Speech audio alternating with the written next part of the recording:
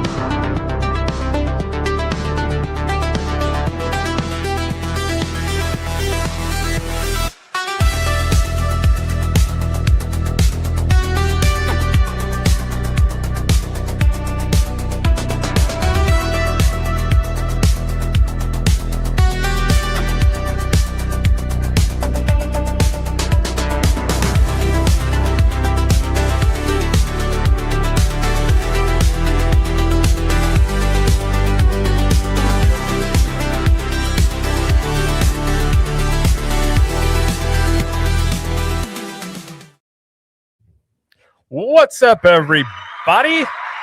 Welcome to the show. Happy Tuesday, everybody out there.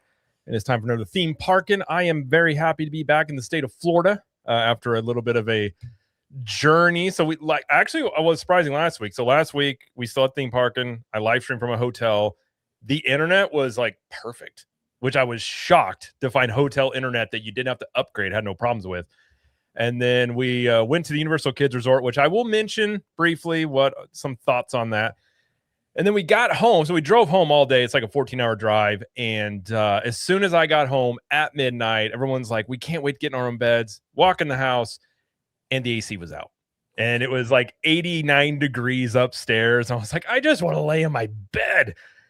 So yeah, so I slept that night without AC. And somehow, by the way, good luck getting an AC guy in Florida same day. In the middle of the summer, like you're about a week out. So I don't know what I did. I was able to fix it. It's still working. No clue how I did it. Anyways, AC's working and I'm kind of getting back into the back in the flow of things, so to speak. But that's where I'm at right now. So. Now, real quick, Jared, the AC guys in Florida probably make pretty good money, I would imagine, right? These guys are probably making Have you seen the South Park where they got the handymen? Are like the wealthy dudes. Have you seen that episode where they make fun because nobody knows how to do any handiwork anymore?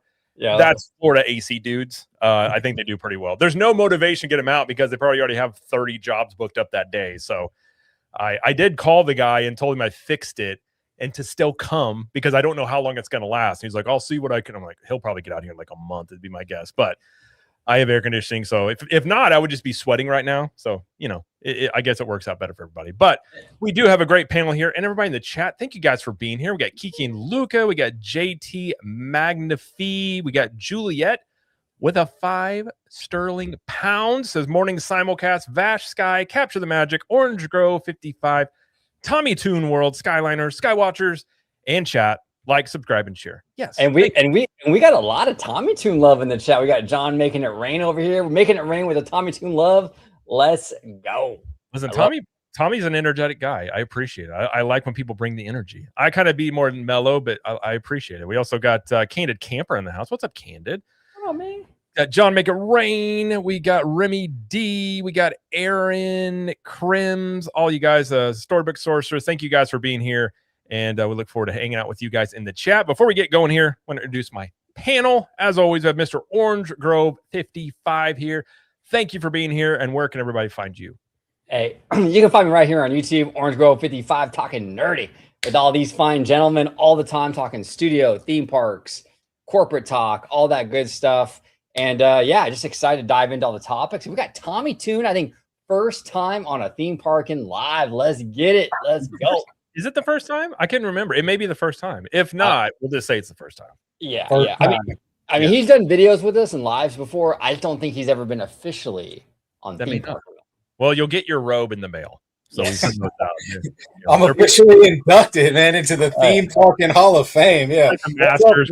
You got it. We put it on you and take a photo. It's a whole thing. Don't worry about it. Garb, drape, everything. Yeah. But it's good to be up here, man. You guys talk shop every week. I love it, man. You guys, this is the heavy hitters right here. Vash Sky, what's up, man? It's good to see you. OG in the house. Capture the Magic. I love it. Absolutely. Well, thanks for being here. Where can they all find you? We'll go and do Tommy's intro now. Where can they find you out there, and what do you cover? Because you do. I know we're talking Halloween Horror Nights. That's right up your alley. That's getting ready to be a big time of year for you. I know you do a lot of food stuff too. Yeah, I'm a big horror guy, so it's coming up. But food is my main topic. Theme parks is like a close second.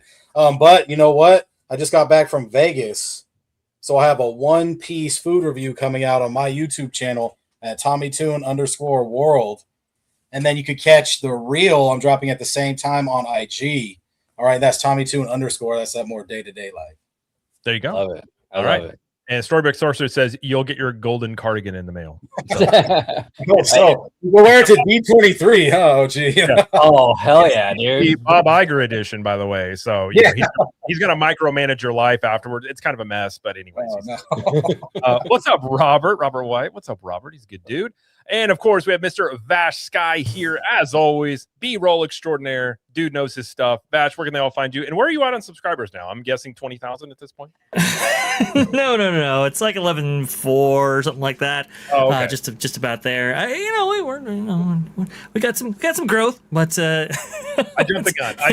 My bad. it is crazy how explosive it has been, and that's only thanks to Jared from Capture the Magic, Orange Girl 55, and some of Tommy Toon as well. Right there, people love you guys, and obviously they find me and they're like, "Hey, that guy's pretty cool too." So I really do appreciate all of your guys' support. Very much appreciate that. But Vash Sky ParkCast, we just had a tremendous live stream yesterday talking about the soft opening of Fast and Furious and getting firsthand reactions and accounts from people who have actually written it. We went over the POV, and that was really, really cool as well. Tomorrow, right there, we're going to be talking about this Rivers of America thing in which a cast member just decided to just dive right in there. We'll dive right into it here as well. We'll break it down even further and some more theme park stories from around the globe tomorrow at 2 p.m. Eastern following that Park Place. So you can catch me at Vash Sky ParkCast.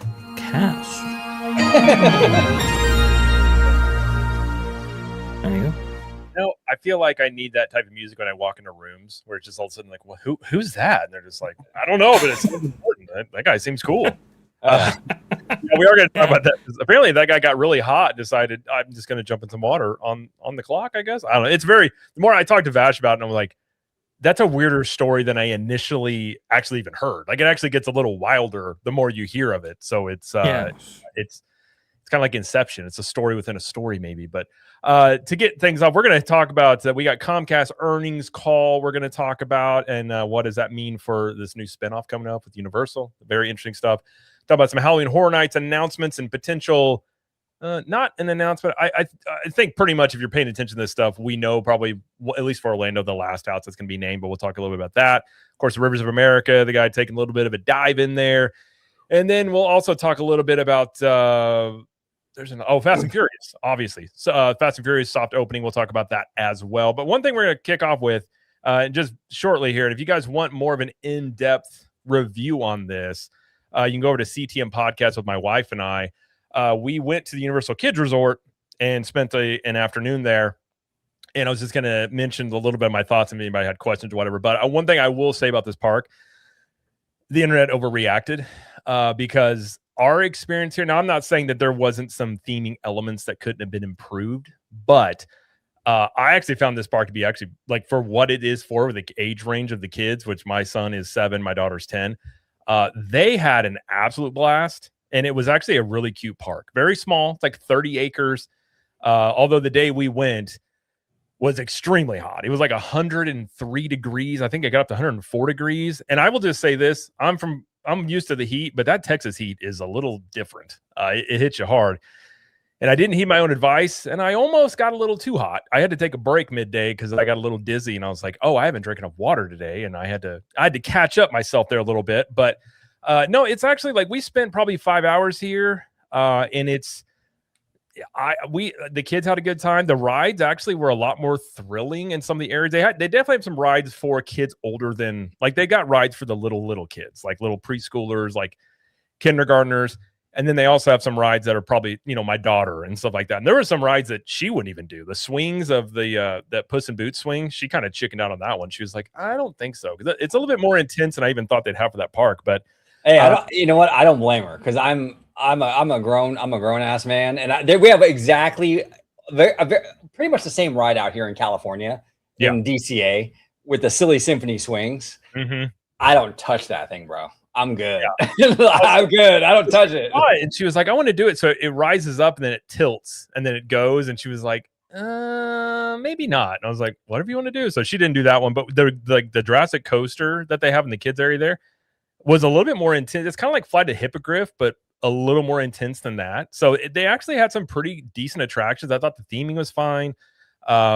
Lack of shade, though, is real. Aggressively undershaded, I will say. So if you're going to go out here, try to go on not a hot day, bring an umbrella maybe, because there's no relief from that sun unless you go into a building. That is one thing about this park. But I think it's got some good bones. And for what it is, like, if you're within 4 hours of this park, I would say it's worth going if you've got kids of that age. But if you're an adult or you're way away from here, nowhere near worth coming here. Like, I asked my son, he liked it. Okay, do you like it more than Magic Kingdom? And he was like, no. I was like, what about Epic Universe? He's like, no. I was like, what about Epcot? And he was like, yeah, I like it more than Epcot.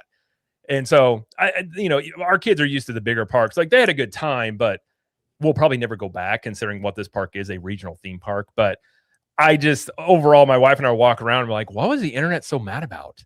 And maybe they added some stuff since the media previews, but there was a couple, like the one area that kind of looks like the LA River is still there, but everything else around, that was one part of it, but everything else around it was well themed. So I was like, I'm not saying there's not things that could be improved upon, but I definitely think there was quite the overreaction to some of the footage and images that kind of came out of that. Well, and here's the thing too, and I've said this many times, and this goes for these smaller parks as well. The biggest obstacle, the biggest hurdle with any of these new parks is just getting the thing built. Yeah. Getting the thing built is the biggest hurdle. Once you have that thing built, you can go in there, you can add trees, you can add new attractions, you can plush, you can expand, right? I mean, look what happened with DCA. When DCA opened, DCA 1.0 was pretty bad. I mean, it was not great. I mean, Dre, right? It was rough. Oh, but, no. Very not good. It was not good. But over time, they added, new lands, Cars Land, Buena Vista Street, Mission Breakout, World of Color.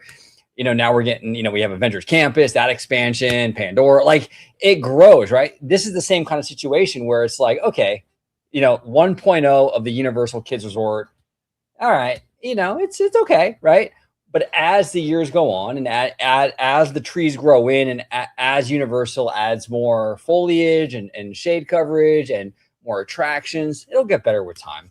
I actually, you know what? I went to Legoland out there in Carlsbad with Webba and his lovely wife, who's awesome. I love her. She's great. And also Alan, Almighty Coasters. And we had a ball out there, man. And it's not our demo. We're way too old for that shit, bro. But like, it was fun. We had a good time though. So sometimes these parks are still, even for us, you can get something out of it, so. Oh, for sure. And like Remy D asked, where'd it go? He asked, what was your favorite ride? Honestly, the one that was actually a lot of fun that I did not anticipate, they have that, that like spinning drop tower type thing, but it's like, it kind of goes in intervals. That one, you got your money's worth. It probably went for like 3 minutes. It was actually a lot of fun. Like, it'd drop you up high and then drop you low and go around. That one and the Jurassic Park coaster were probably the more fun rides there. But I mean, there's definitely stuff here. Like, they got play areas for like really, really little kids. Our son loved the Jurassic Park area, the climbing over stuff. A lot of this is very similar to DreamWorks Land. You can definitely tell that that's where they got the inspiration.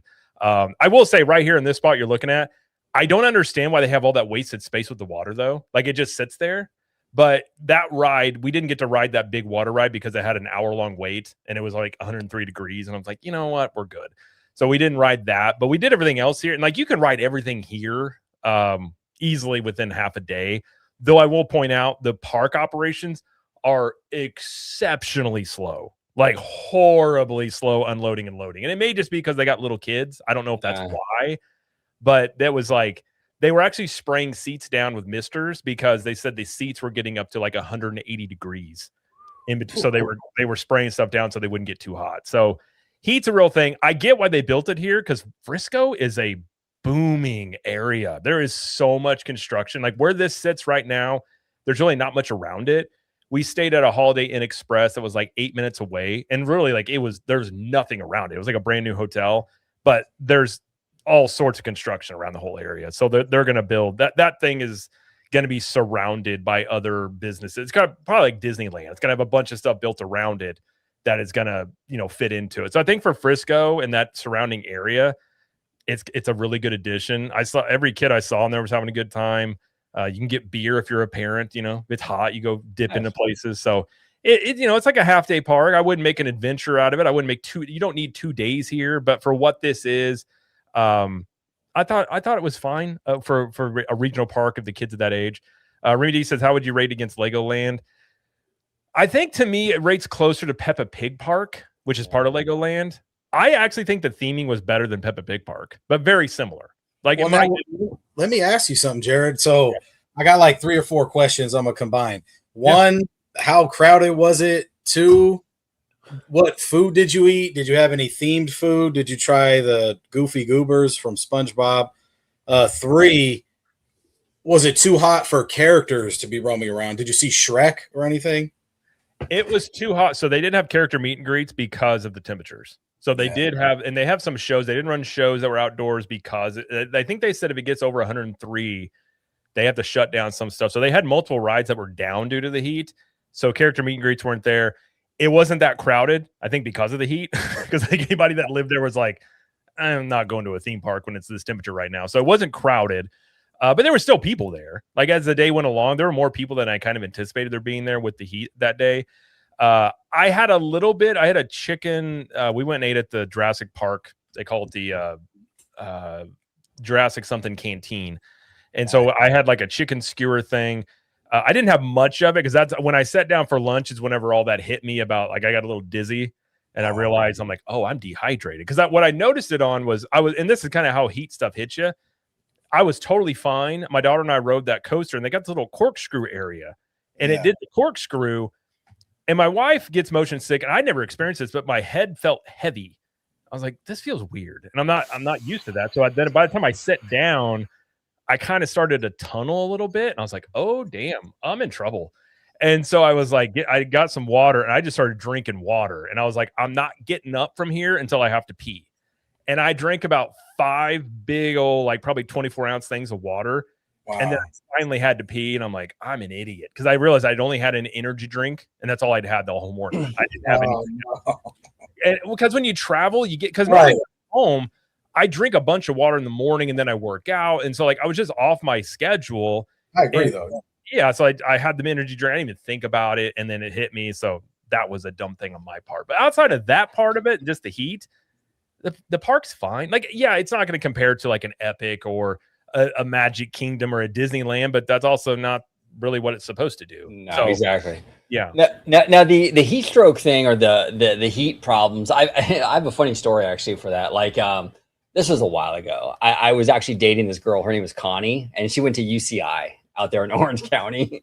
And I was actually staying in her dorm like for like the week, right? And we were just chilling. And anyway, like she drove. We went to the beach, and dude, it was hot. It was like one of these kind of. It was like 100 and something, right? And I wasn't really drinking anything, and I started to get really like you were saying, like dizzy, and I got like nauseous, man, right? Yeah. And so I tell Connie, I'm like, I don't think I can do this. Like, I'm feeling like crap. I got the sweats. I'm dizzy. I'm nauseous. And she's like, okay, well, let me get you like an orange, like Shasta, like an orange soda, you know? So I'm like, okay, thanks. So we got one of those, and I was drinking it, and we were driving back to her dorm, and she had like a white car, like a white Honda or something. Oh no, bro! I had a barf, and like I rolled down the window, dude, and I just threw up in the whole side of her car, dude. Thankfully, the outside orange, bro. It was kind of on brand. Like before OG55, it was on brand, you know. That's what gave me the idea. There's like orange. Wait a minute, I can make this work. Wait a minute, this could actually, you know. Yeah. I felt bad. She was cool, but like, that was awkward. Yeah. Well, and it's not fun. Like I was so focused on like when it gets that hot, I'm always trying to make sure the kids have enough water because like kids can overheat really, really easily. And so I was just like, and I wasn't really focusing on me. And then once that hit me, I kind of like I didn't have the nauseous part, but it was close to it. And then I had, that part where you start panicking because I was thinking like, oh gosh, I'm going to get medical attention. I was like, and literally my internal monologue is because I'm a psycho. And I was just like, quit being a baby, drink some water. You're freaking fine. And I'm like, okay, fine. So I'm literally having this internal monologue with myself. My wife's like, are you okay? And I'm like, I will be, but not really. And she's like, what? I'm like, just give me 10 minutes. And so I knew how to fix it because I caught it early enough, but it was not my finest moment by any means. But yeah, it's like I said, like you can see the picture, like a lot of the theming is cool, and like the rides fit the demographic. And I think they'll add on. I've heard they may add on a water park here, which probably would be very needed. But I did get some In-N-Out while I was here and some awesome barbecue, and so I was pretty happy. And In-N-Out's so good. I forgot how good it is. And now that I love onions, I love animal style so much more. I was like, I really hope In-N-Out comes to Florida because I thoroughly enjoyed that. But bro, how I still to this day do not understand, how do they not have an In-N-Out at DCA? You have a whole park dedicated to the theme of California, right, Tommy? I don't get it, bro. Like, come on, man. They would make all the money if they did that. They should definitely do it. But excuse me, but overall, like I think it's a solid park. I think they'll continue, and I think stuff like this, it'll flush out more. And like you said, they get the shade stuff fixed here. It's got good bones, and so I think it'll be a good thing. And I think they'll continue to do them. So, I'm not dying to go back, and our kids aren't really, they're not going to want to travel all the way to Texas to do this. But if there was one within a couple hours, like, yeah, we take the kids every once in a while to go here. Like, it was fun. Even our daughter at 10, she's kind of too old for this, but she still had fun. Like she did some stuff, and a couple of the rides, she was even, she wanted to do the swings, but she actually didn't want to go walk all the way back there again at the end of the day. And I was like, that's fine. So, but yeah, so that's a little bit of the kids resort. Like I said, if you want a full review of this, we go into really big details about all this. You can go check out CTM podcast with my wife and I. That episode came out today, and we talk about it at length. So if you're curious about that, go check that out there, and you can find some more information about how it went, what we thought about, and everything like that. But before we jump into our other story, though, we do have a couple of super chats. We got a 5 from Ill Magic. Thank you, Ill Magic. Says, sup, guys? How's everything? I want to let you guys know I got back from Orlando, and my God, the Epic Universe was amazing. Awesome. I'm glad you had a good time, man. Glad you had a good time. I wonder, Epic's awesome. It has its issues. I know Epic has some problems, but I do love that park. And he also had another 5 here. He says, my favorite rides in Epic is Monsters Unchained and Stardust. Monsters is good. I lost count on the amount of times I kept getting on the Monsters Unchained ride. That's the one thing about that park is that ride is a champ, and it moves people through it, and you can ride that thing multiple times. I don't know what it is. I don't know why, but you could just fly through it. Yeah, it's lit. I mean, you would think because it's horror, but I mean, the line's usually still pretty long, but like you said, they get them through, man. It's kind of that load station. Arms, huh? Yeah, that load station is massive. Like it's the same ride system as Forbidden Journey. So if you've been on Forbidden Journey, like it's a very small area you get onto. This is like, I mean, you've been on it, Tom. I'd say 4 times the size of that little thing. And so when you probably have, I would say 6 Kuka arms you get on at the same time. It's got rotating things. So like it just moves people through it. So. And it's a great ride. So just because it has lower wait times actually doesn't mean it's not in demand. It just moves people through, which that park needs more rides like that. But I'm glad you had a good time, though, man. Hey, Jared, because I know you and I, we've been trying to eat healthy. Well, you've always been eating healthier, but I'm lately trying to eat healthier. But and John is saying that he wishes they didn't use sunflower seed oil. Yeah. And that's a big problem. That's a big problem with eating out is that a lot of these places use seed oil. And there's a lot of evidence now that those seed oils are not good for you. So I've always kind of avoided them just when I heard about how they were manufactured. Before I'd heard any evidence of it, and I was like, that just doesn't seem like that's good for you to ingest. I do wish that more of them use beef tallow. I think, doesn't Steak and Shake use beef tallow? I think I think they redid everything, and now they use beef tallow. So I would like to see it, but I don't eat out that much, to be quite honest. Like, but go ahead, Vash. And did we get Juliet in Rock Blazers? We got, just want to make sure. But I didn't get Rocks. Rock Blazer 12 for a 5. Thank you, Rock Blazer. I feel like that's a hard name. Rock. Yeah. Says, before anything else, let's take a moment to pour one out for the upcoming closure of Kumba at Busch Gardens, Tampa. Last day to ride is Sunday. I don't know much about this ride, but listen, pour one out for it. It's never a good one to ride. Absolutely. I've heard of the ride, but I don't know. That's a coaster, right? Oh, absolutely. B&M Classic right there. One of the first that they ever manufactured out there in Busch Gardens, Tampa Bay. Really, really sad to be losing this because I know it's a fan favorite, especially in the Orlando and Florida area right there. A lot of memories attached to that. I think it goes back to 1993, if I'm not mistaken. And there were some rumors suggesting that maybe it would get a retract, maybe it actually does go away. Unfortunately, Busch Gardens actually announced that a few days ago, and the theme park community a little broken up about it. I agree. Yeah. I understand. Yeah, I don't like it. We've lost enough good attractions over the years. We don't need to lose any more. But Candid here, I feel like why do I feel like this is like a dig by Candid? He's saying something nice, but I kind of feel like it's sarcastic. You know what I mean?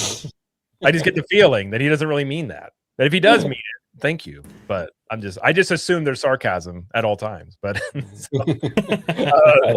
Rogue Attraction says theme parks should be required to have nutritional facts online. Yeah, you can take a pretty good guess. Like I'm gotten pretty good at guesstimating calories and such. Or if you just if you get a burger, you just take the bun off and just have the protein. I kind of do that a lot in theme parks, especially like you get a bunch of like sugary snacks all day and you're just like, I could do without the bun. Like I'll just have the meat here and save some carbs there. But and Candid says keep you guessing. Yeah, he keeps us on our toes, man. He does. We do a fun show like Candid and I on my channel. It's like an after dark thing. It's like late night, right? Yeah. And Are we doing it on Friday? We can. Are you down? I'm down. I think you messaged me about doing one on this. I thought, it's Thursday. Thursday. Yeah, I'm down. Like, let's do it. Yeah, I wasn't aware about it. I love that show. And Candid said OG loves the bun. I love buns, bro. Come on. I'm a buns guy, dude. Come on, you know that. Which one we don't know.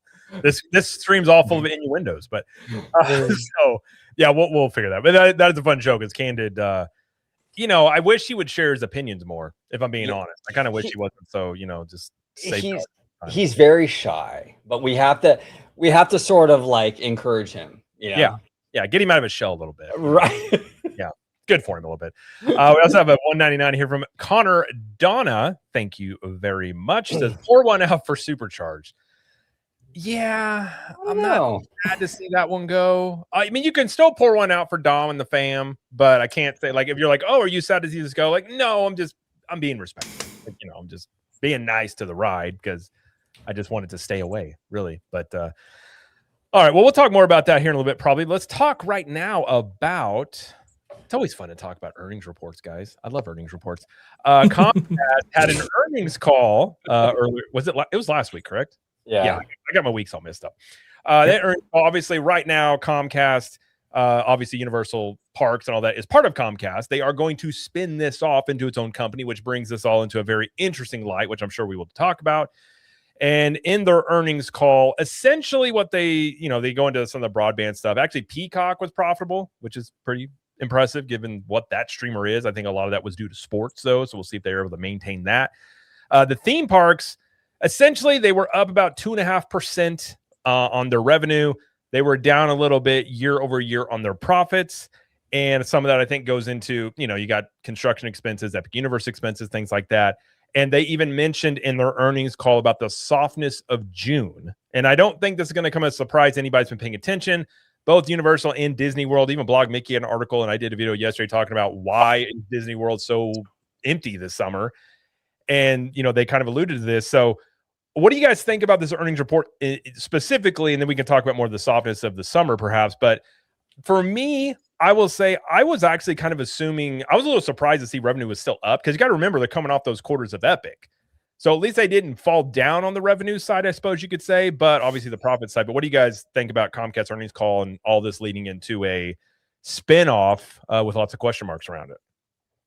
Yeah, it's really quite interesting to examine these earnings because, revenue up, but EBITDA a little bit down, and that's not really great to see right there. I do appreciate the candor about them actually talking about that they're, the summer was a little bit slow for them, at least the early part of the summer that is. We'll have to see what Q3 and Q4 actually bring out when it comes to the theme park division under NBC Universal. And you mentioned that split right there. That's really crucial because I think a lot of investors are looking to find out whether or not this whole split is actually going to be profitable by itself, what partners they might actually partner up with. We did see that Peacock is joining forces with YouTube Premium, that is, and that's going to be very, very interesting to see what that's all about right there, because Peacock actually recently did hit profitability, as was demonstrated by this earnings call right there. So that's very, very interesting to note. I'll say this about summer. I mean, the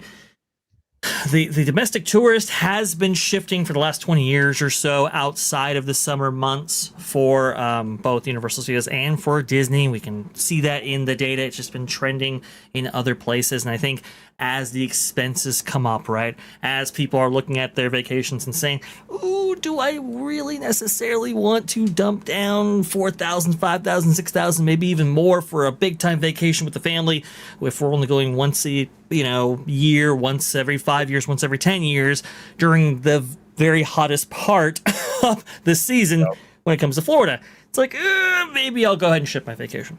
And I think that's what we're seeing right there. I think that's what we're seeing with a wide variety of different theme park proprietors, actually, which is very, very interesting. It's just a lot to go to these parks while they're very, very hot versus, hey, I can go in the wintertime, maybe have a better time. Maybe perhaps a lot of the attractions are open. Maybe there's some entertainment offerings that I actually want to see during the Christmas time and so forth. So I'll just go ahead and go then.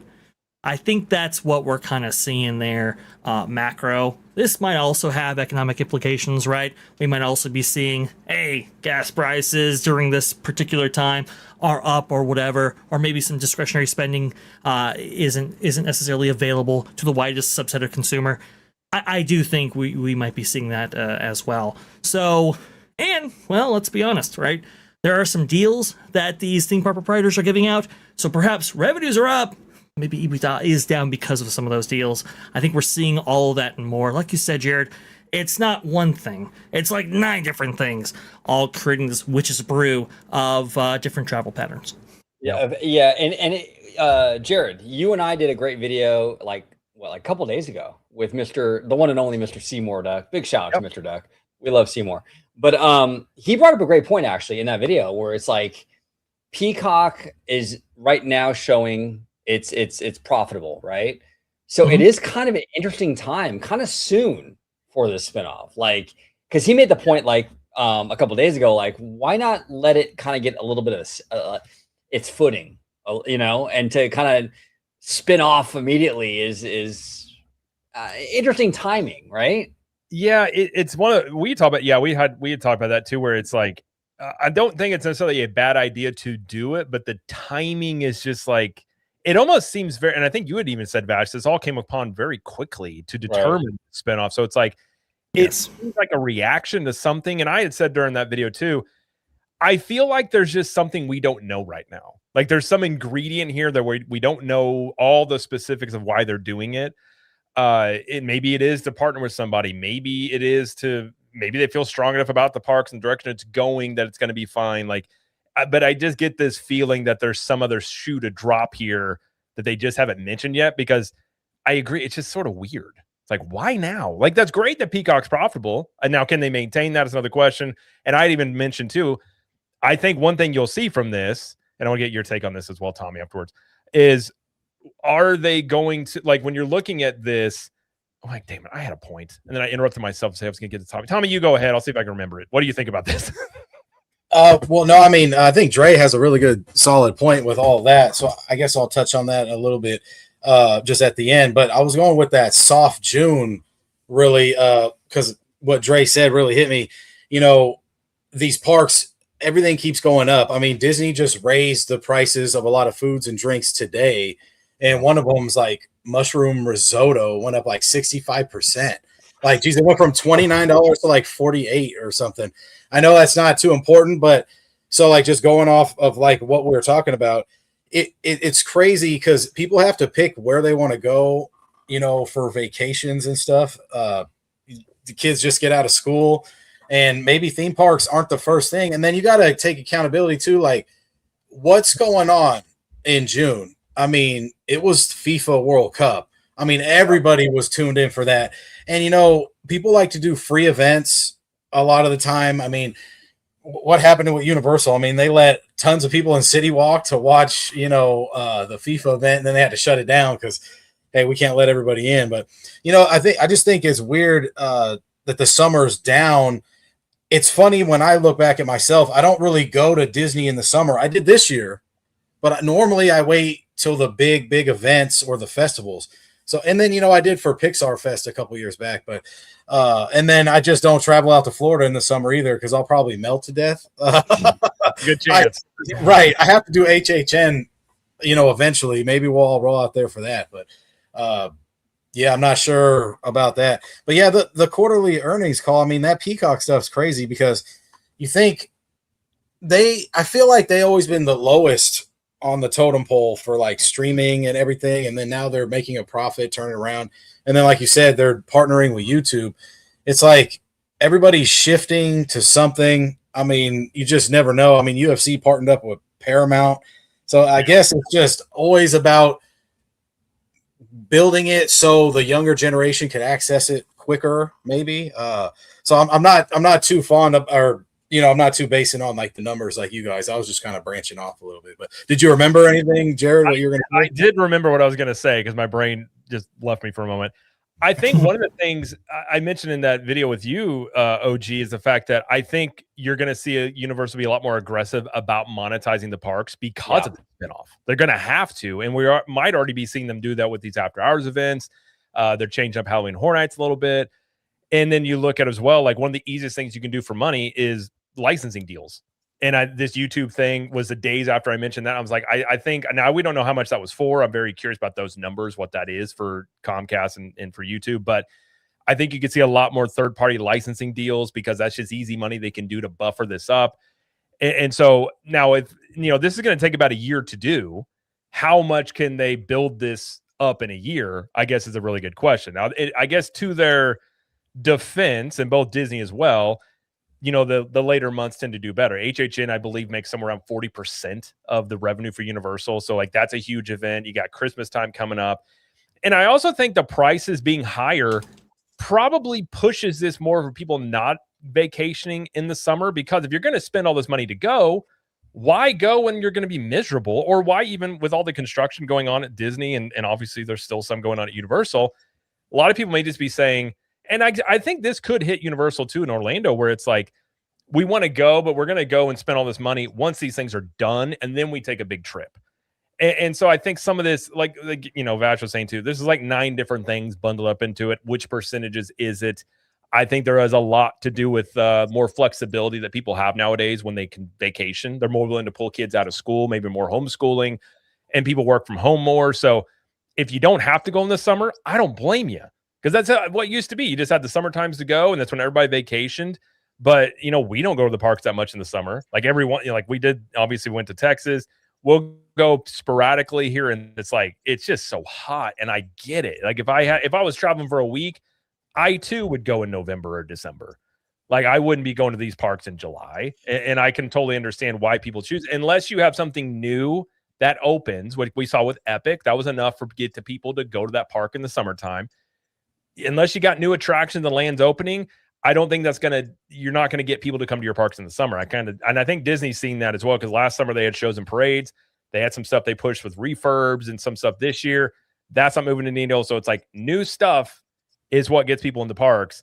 And, you know, Universal still has it. Epic's still new. They got new stuff coming, but Disney is going to be, you know, a little bit away before their stuff opens. And I think they potentially, I'm very curious about their earnings report. I kind of feel like they could potentially get hit harder than Universal, but I think either one of them are going to have very similar earnings reports if I were to guess. But Disney does have that ability to have down attendance and still show more revenue. So who really knows? Yeah. And then also Remy D brings up an interesting point, right? Because the Paramount thing with the Paramount Warner Brothers has been going through a rough patch. I don't know how it's going to end up, but it's been going through a rough patch for sure. But it says, based on the issues that Paramount Sky is having buying WB, Netflix might have another crack at WB. Universal won't be up for sale for another 2 years. That's interesting because, I mean, I know that I think the judge said that they have to wait now to move forward with this Paramount WB thing, and they got to wait a considerable amount of time. I think it's like June of 2027, I believe, or something like that.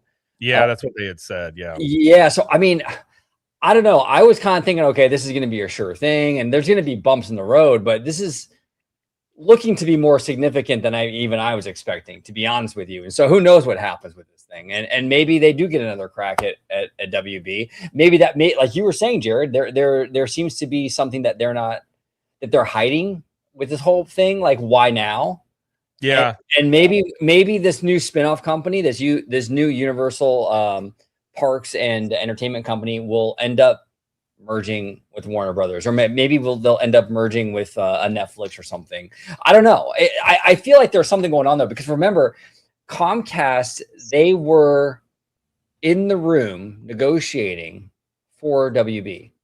Mm-hmm. So, and they were in that room with Netflix and Paramount and all these, so you don't know what kind of like side quests, right? That maybe some of these executives were making, like, hey, it didn't work out for us, but why don't we do something? You just never know. It's definitely possible. I have, if I were to guess, and I'm not saying I have all the answers, of course, I feel like this Paramount Warner Brothers thing goes through eventually, because you already had, I think, didn't the European Union okay it? I think they had okayed it, but before. I think they might have been showing some resistance, but they might have okayed it. The thing about California is that, well, it's California. It's not necessarily, nationwide. So as long as federal regulators say yes, I mean, we've already seen the threatening of taking headquarters into different places and so forth, and I don't think those are idle threats. And there's obviously incentive from Warner Brothers' side to do maybe a similar transaction in order to alleviate some of these issues surrounding this. So it's just, to me, it's kind of a question of when, not if. And yeah, of course, there are going to be different players, obviously, that don't actually want to see the combination of these two elements. But it's not as if Warner Brothers isn't going to find a partner to dance with. I think that's absolutely going to be a reality, and Paramount is showing that they're going to be the most robust play in order to make this happen. So, like I was saying before, it's a question not about when, not if, at least in my mind. And perhaps Universal is looking at that, right? They're looking at, obviously, OG brought up a good point right here. Comcast was in the room for a transaction like that, and it's just like, hey, maybe our media assets can't necessarily sit by themselves with so much consolidation actually happening, and so do we separate that off so that they can actually be a player in the game when it comes to consolidation of their own? That might be the way that they're looking at all of this. The other thing, too, I want to go ahead and bring up, because Mike Kavanaugh actually talked about the question of IP, of licensing, and so forth. Here you go. Our approach is to build a great business that serves our own platforms, but look for opportunities to partner, bundle, and exhibit other people's IP in our parks and create IP in our studios that go to other platforms right there. I think that's a good strategy for the collection of assets that we have, and I think that presents a path for growth in this business over time, so we're excited about what we have ahead. That's really quite interesting, doubling down on licensing of other people's content for their parks product. I think that's going to be a great avenue for them in order to draw up capital, right? In order to get people invested into their parks, so that they're not necessarily shelling out all that themselves. That's quite interesting indeed. And I want to go ahead and talk about a little bit of that summer, sluggishness, just a little bit right there. We know that 45% of parents with children under 18 go into debt for Disney, and maybe even theme parks, broadly speaking, right? So it's like, okay, if we're going to take on that debt, if we're going to take on that sheer investment, I think that's where you get a more discerning spender. Yep. One that's like, okay, like, let's position ourselves during, these months instead of these months, right? The discretionary spending goes down. And yeah, I mean, you can see, like Tommy Toon actually brought out, a whole host of different price increases, and that goes above and beyond what was brought out a couple weeks ago, right? With the, I believe, like the snacks and so forth, right? At Disneyland. So we have potentially thousands of items that are included in this price raising type strategy. Consumers know that, and so they're going to change their habits accordingly. So I just wanted to go ahead and offer those points. No, you're totally right. And I think again, if when it was cheaper, let's say, whatever the price was, people might say, well, we'll go this summer and then we'll go when these things open. And now being so much higher, they're going to be like, well, if I'm going to drop 10K on a vacation, I'm going to wait to get my money's worth. And I think that is something that definitely pushes that. And then I think with the locals in Florida, at least, most of them aren't going to go to the theme parks unless it's something to really pull them into them. And they're just going to wait till it's a little cooler. So I think the summers are going to continue to be an issue for at least I can speak to the Orlando parks. I think Epic was a unique situation last year. They even pointed to Epic wasn't having any issues. They did say that the legacy parks were below their expectations. They didn't say, they were interesting about their phrasing. They didn't say that they'd fallen off, but they were lower than what they had expected. So I don't know what that really means. We don't have the exact numbers from them. But I think Epic will continue to be a draw there in the summers to some degree. But this is why they're still building stuff, is because they know this same thing that everybody else knows. You got to have new stuff. Well, and that's probably why they're so aggressive, right, in getting Lost Continent, torn down and reinvesting in their legacy product like Islands of Adventure. Maybe that's why they're so hey, gung-ho about let's go ahead and fill in Universal Studios Florida and some of the holes we have there. Maybe Supercharged is part of that strategy, but we also know that Hollywood Drift is certainly part of that. So it's all of these let's shore up what we actually have right now, maybe while Comcast is still feeding us a little bit of cash before we actually are separated officially. So I think it's really, really interesting on that front and seeing what that strategy is, and to hear Mike Cavanaugh actually talk about that was I think a very, very poignant and very, very interesting as far as us theme park fans are concerned, and what experiences we might actually derive from a Universal experience in the future. Yeah. And I do want to say too, though, the Paramount thing is not just California, though. There's actually 12 states. Well, of course, yes. This is why I said different players, right? But if the federal government, signs off on it, and I think Tennessee is open for Paramount. Hey, go ahead and resettle right here. We'll go ahead and approve all the deals you want, kind of thing. There's gonna be people, because you got, if it's 12. Then there's 38 other states, or 48 other states, 38 other states. Sorry, I can't do the math. That will say yes, and so that's going to be the problem right there. I do believe the judge actually handling this case, Biden appointee. Very interesting. Just putting that out there. That is, and also another thing too is because I've been very critical about how our state, Tommy and I's state, because you guys are not from California, but I see, this is the thing that bothers me, man, because you have Paramount threatening to leave California, right? California needs to do whatever it can to not allow that to happen, because California, you do not want California to become Detroit with the auto industry. Detroit. Yeah. Now I will say this though. California is more diverse than that. We do have a lot more going on than just one thing. Hollywood's a big part of it, but we have Silicon Valley, a lot of other parts kind of in the equation. I mean, we're the fourth largest economy in the world. It's freaking massive. But Hollywood is a big part of it, though. And to let Paramount and Warner Brothers now walk away from our state, that is a massive loss for the state of California. So I get it. They have antitrust concerns and they have every right to do what they want to do with the lawsuit and all that stuff. But I'm kind of worried about it though, you guys. I mean, at least for the economy of our state and just for Hollywood in general, I don't know. I think that could lead to a bigger mess than just between these two studios, Well, how many other studios take the initiative to go, let's go ahead and headquarter ourselves somewhere else as well? I mean, right. What kind of exodus do we actually see if one major player leaves, even if it's in response to getting the deal done? I mean, who the heck knows? And we all know that, I mean, I think the film industry, I think Hollywood Reporter's been really doing a great job keeping track of some of the stuff.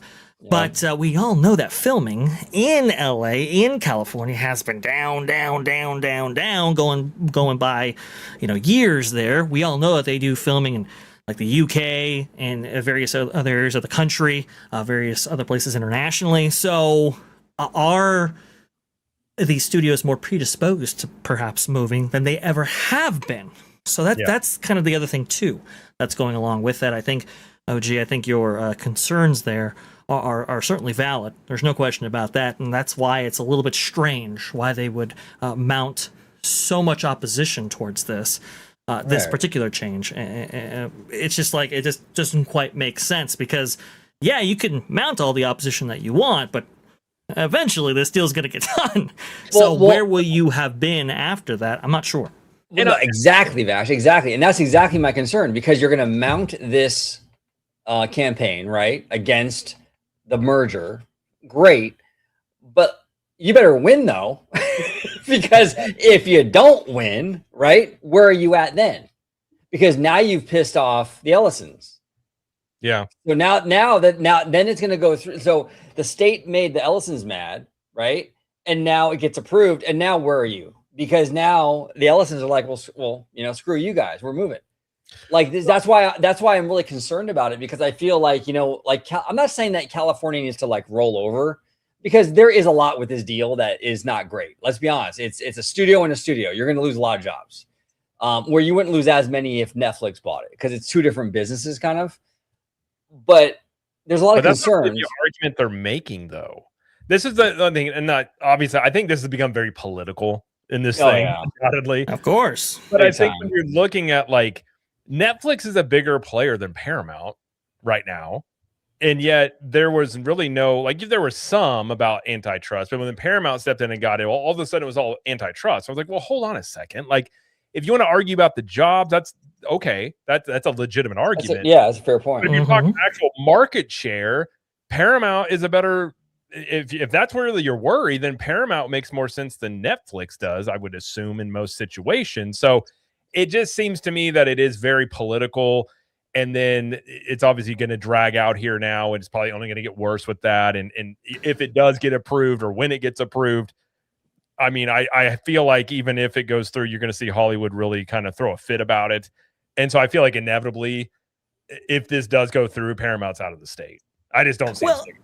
And then the other thing, too, it's like I heard a lot of, contentious issues regarding Netflix absorbing Warner Brothers Discovery, right? Or at least the Warner Brothers side of things, talking about how, what happens to the theatrical industry if that were to happen, where you have Netflix that obviously wants all the eyeballs and attention on its streaming platform. Are they necessarily incentivized to actually put out films per year? Now, they may promise some things, and I know Paramount's promising a lot, but we just know the history of Netflix and how they actually play with theaters. Not well, right? So it's like you're going to lose stuff either way, but you also do have this kind of, does it become like a Spirit Airlines kind of thing where, you have companies who are willing to go ahead and go in and absorb these different entities, and you have some other players saying, hey, don't do that, and then Spirit goes away, and now what? Now, I'm not saying that's going to happen with Warner Bros. Discovery. They have far too many assets to just go away entirely. There's no question about that. Someone's going to absorb something. But at the same time, it's kind of like, okay, well, this is a deal that's probably going to get done here. So how much are we willing to lose in order to fight this thing? And, is this stuff going to be spread around anyway?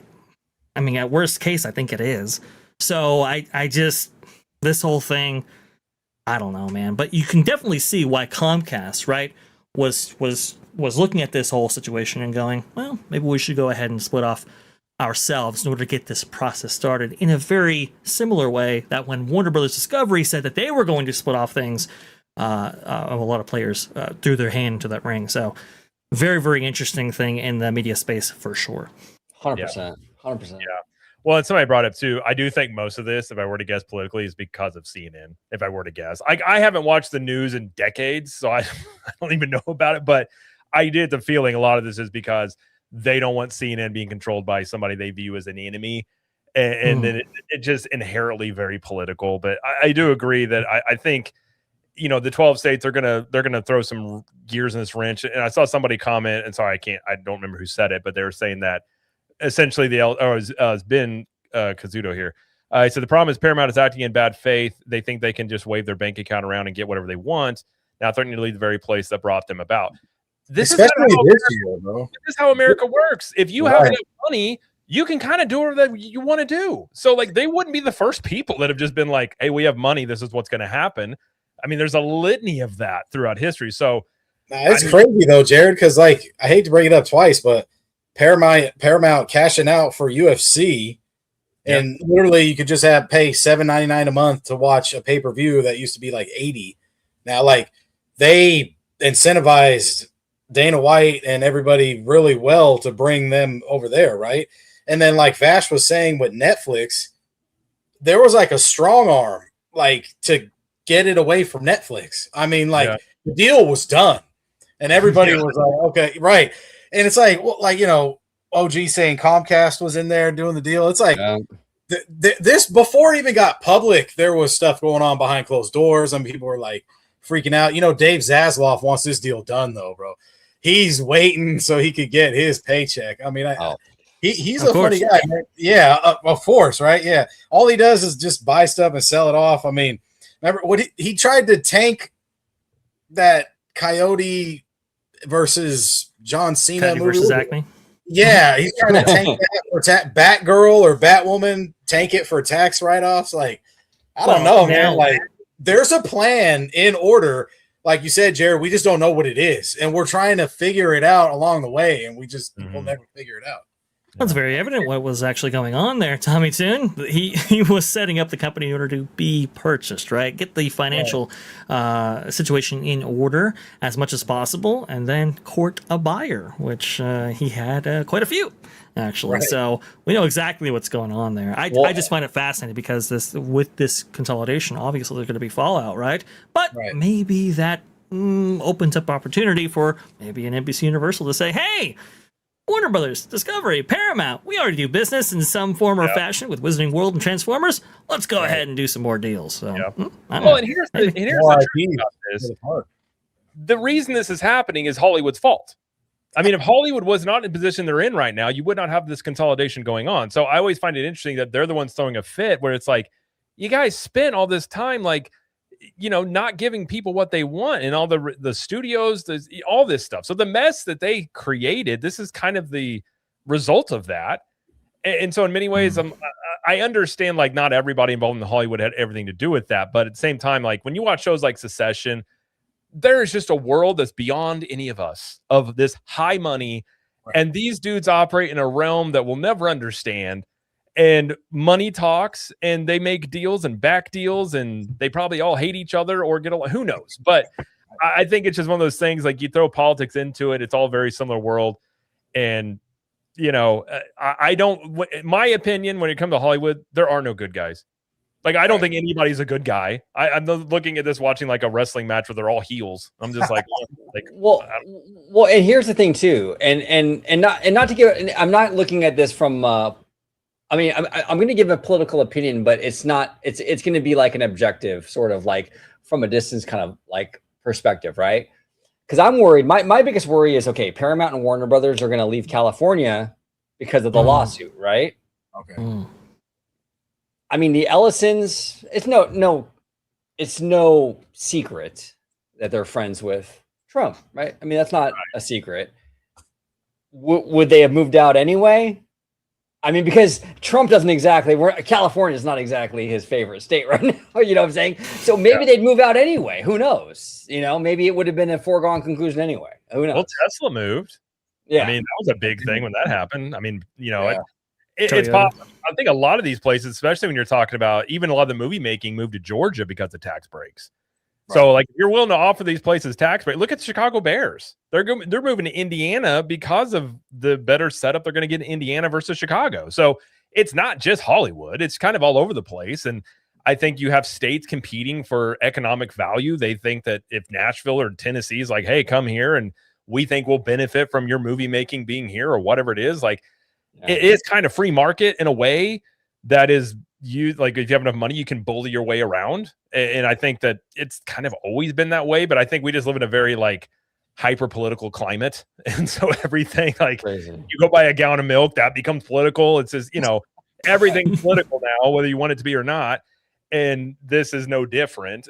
But I do agree with Vash. I think at the end of the day, I think Paramount is probably going to pay some of those extra fees over to Warner Brothers, which I'm sure Warner Brothers is not upset by, but I think this gets done. Zaslav's already sold off shares. I think he's already signaling that this is probably going to get done.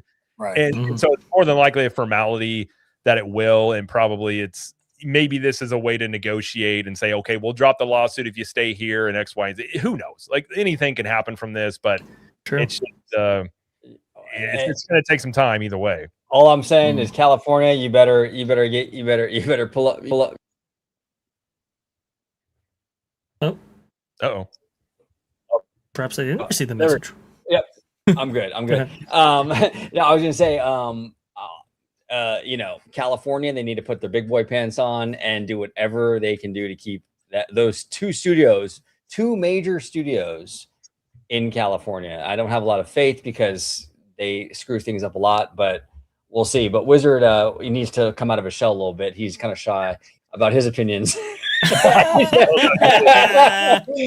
and you know what? Actually, Wizard, that is actually so hilarious because we're going to talk about the Hollywood Drift stuff and Toluca Lake, man. People are memeing the hell out of that today because it soft opened yesterday. So really funny stuff. But it's good to see you, Wizard. That next. And the only thing I was going to add too is in business and in life, you don't get 100% of the things that you want all the time. And I think in this situation, if you're California, these states, and you don't like this, and it's like, okay, I get it, but like they don't have direct control of all this stuff. But it's like, are you willing to lose another studio leaving your state? Or are you willing to make a deal on something you don't necessarily like, but it's just the reality of the situation? And I'm not saying I like the fact that these studios are consolidating. I don't like that, but ultimately it's like, this is kind of the situation that they found themselves in. And so that from that point, you kind of have to just find the best path forward. And when you're in a situation like this, whoever has the biggest money bag wins.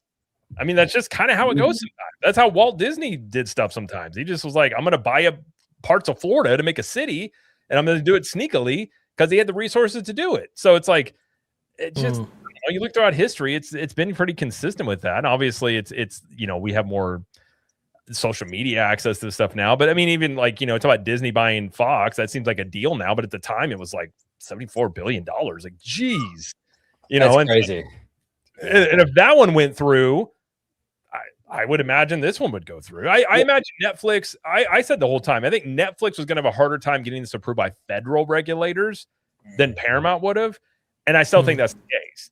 It's just the state. We'll see what happens in the states, but I think ultimately that's probably what happens. And mind you, I have no horse in this race. I can't sit there and say like I don't wear Netflix t-shirts and I don't wear Paramount t-shirts. I just trying to look at this objectively as I can. I'm just like, I saw it pop up and the business guys talking about this. I just don't think that this is going to be something that stops it necessarily. Well, and you bring up a great point too, Jared. I think there's like a perfect storm kind of happening here with Hollywood where I agree with you. I think the last like 10 to 15 years, I think Hollywood has really dropped the ball with quality. Absolutely. And I also think that there's also been a lot of other things too. I think streaming has really hurt them a lot. Kind of similar to like what Napster did to the music industry back in the day, right? Yeah. And I think this AI stuff, I think AI could potentially, well, and it's not just Hollywood that AI would impact it. It's going to be everything. But so there's a lot of things going on here. I mean, I think in 10 or 15 years, I think we're going to see a very different Hollywood. I really do. I think it's going to be a completely different kind of like landscape. Yeah. And I did look this up really quick, and I did find, because somebody commented, Skywalker Ben said, international markets are probably going to be blocking the deal like crazy. Well, not really, because the European Commission approves the merger of Paramount Warner Brothers. This was July 22nd. So they've already approved it. So I think if you're looking at that, that probably gives them some, I don't know if that gives them case law or whatever it is, but I always felt the biggest hurdle was going to be the EU. And if they already got that out of the way, I don't think this lawsuit from the States is going to stop it. Like it or hate it, I think that's just how it is. So I don't know. We'll see how that happens. It's not going to get done anytime soon, but yeah, we'll see how that shakes out. But in terms of Comcast and Universal, I think definitely possible for some partners that they may take on. I hope so. I agree with Vash that the timing of this are probably using as much Comcast cash while they have it to do some of the stuff they're doing. And then they may have already been going into a period of sort of letting their foot off the pedal a little bit on construction, maybe for those 2 years while ever, this whole thing spins off. But like I said, I think there may be something else we just don't know yet. about all this, and we'll see. Yeah, I really hope. I was rooting for. It is funny. I'm being a little hypocritical because I'm like, well, if Paramount buys Warner Brothers, there's going to be all these job losses. But then I'm like, yeah, but dude, I wish Universal would have got him. Yeah, we were all kind of hoping for that, but there's no way. I mean, realistically, Comcast was never going to get it. I mean, we were rooting for it at the time, but once they started going, once you hit $100 billion for this thing, you're just like, okay. And there's no way Comcast is going to do that with all the debt they have. So, well, yeah, and they've shown over the years that Comcast is pretty conservative with stuff like that. They don't, they don't make huge splashes like that typically. Right. I mean, they were trying to get a little Saudi money, I think, to help out, but I think ultimately that didn't work out. But let's hit a couple of super chats here. We'll get to talk about some Hollywood drift. We got another 10 from Ill Magic. Thank you, Ill Magic. Says, also, the queue line for monsters is such a beautiful, horrifying experience. I never thought I would say this, but that's one queue line I enjoyed going through over and over again. It is really good. It is very good. That's a queue line, man. You walk up the stairs on one of them too, I think, right? Man, it goes pretty quick too, because the one thing about Orlando parks, man, is their queues are always just top notch. I mean, they have to be because it's hot. You got to go inside and cool off and have something cool to look at. It helps have some things to look at while you're waiting in line for sure. Yeah. Well, Tommy, was that your favorite ride over there in? Yes, but it could be hindered because Stardust Racers was down. Oh, that's right. It was down when you guys were there. Yeah, unfortunately. So I will be back, but yeah, definitely was my favorite ride. I mean, Donkey Kong was cool, but it's like less than 2 minutes. I mean, geez, dude. Donkey Kong's a rough ride though. It's not. It's like Ace Ventura, It's cool. I love the theming, but man, I rode that thing the opening day because it was not that busy by myself. Nice. Don't ever ride that ride by yourself because it's really? That thing threw me around like a rag doll. Like I was going back and forth, and I was like, okay. So it's cool. I applaud the effort. It's just it's not worth the 90-minute wait to see for that thing. Though I will say the best queue I've ever seen is Battle of the Ministry. That thing is my god, that's insane, bro. Well, you think they can't top the Escape from Gringotts at the Universal Studios Florida, just the regular park. Yeah. And then right when you go in there, bro, it's just like the scale. Like there's nothing like you're there. You're in it. Yeah, when I walked in there, I was like, oh my gosh. Like pictures don't do it justice. Even our daughter's gotten into Harry Potter. She walked in and she was just like, what in the world? I'm like, I know. Like it's crazy everything in there. So it's pretty wild stuff. We also got a 5 here from Xvoot. Thank you, Xvoot. Says, good evening, gentlemen. What do you think of the Fast and Furious coaster opening yesterday at Universal Studios Hollywood? Have any of you been yet? Good segue. I don't think any of us have been yet, but I foresee possibly me being there, Vash going. OG will probably maybe hold the backpacks. I don't know if you're going to go. We'll see. The drinks in the bags. Like, I'll just wait. I'll wait over here, I mean, I did see a lot of people go on. It's crazy how they did that. I mean, Theme Park Wizard, shout you out. He hit us in the group chat. Was like, hey, it's opening. And no one believed it. I heard people were waiting in line only for like 3 hours, but still, maybe imagine 3 hours in the heat with no awning or anything before you get into the queue. The funny thing is I've been hearing you go through the queue. You could go through the queue, right? But then you could do single rider. So like people will wait through the queue just to experience it and look at everything and be like, ooh and ah and everything. But you could just spin right back around if they still have the line open because it's tech rehearsals. That's really what it is.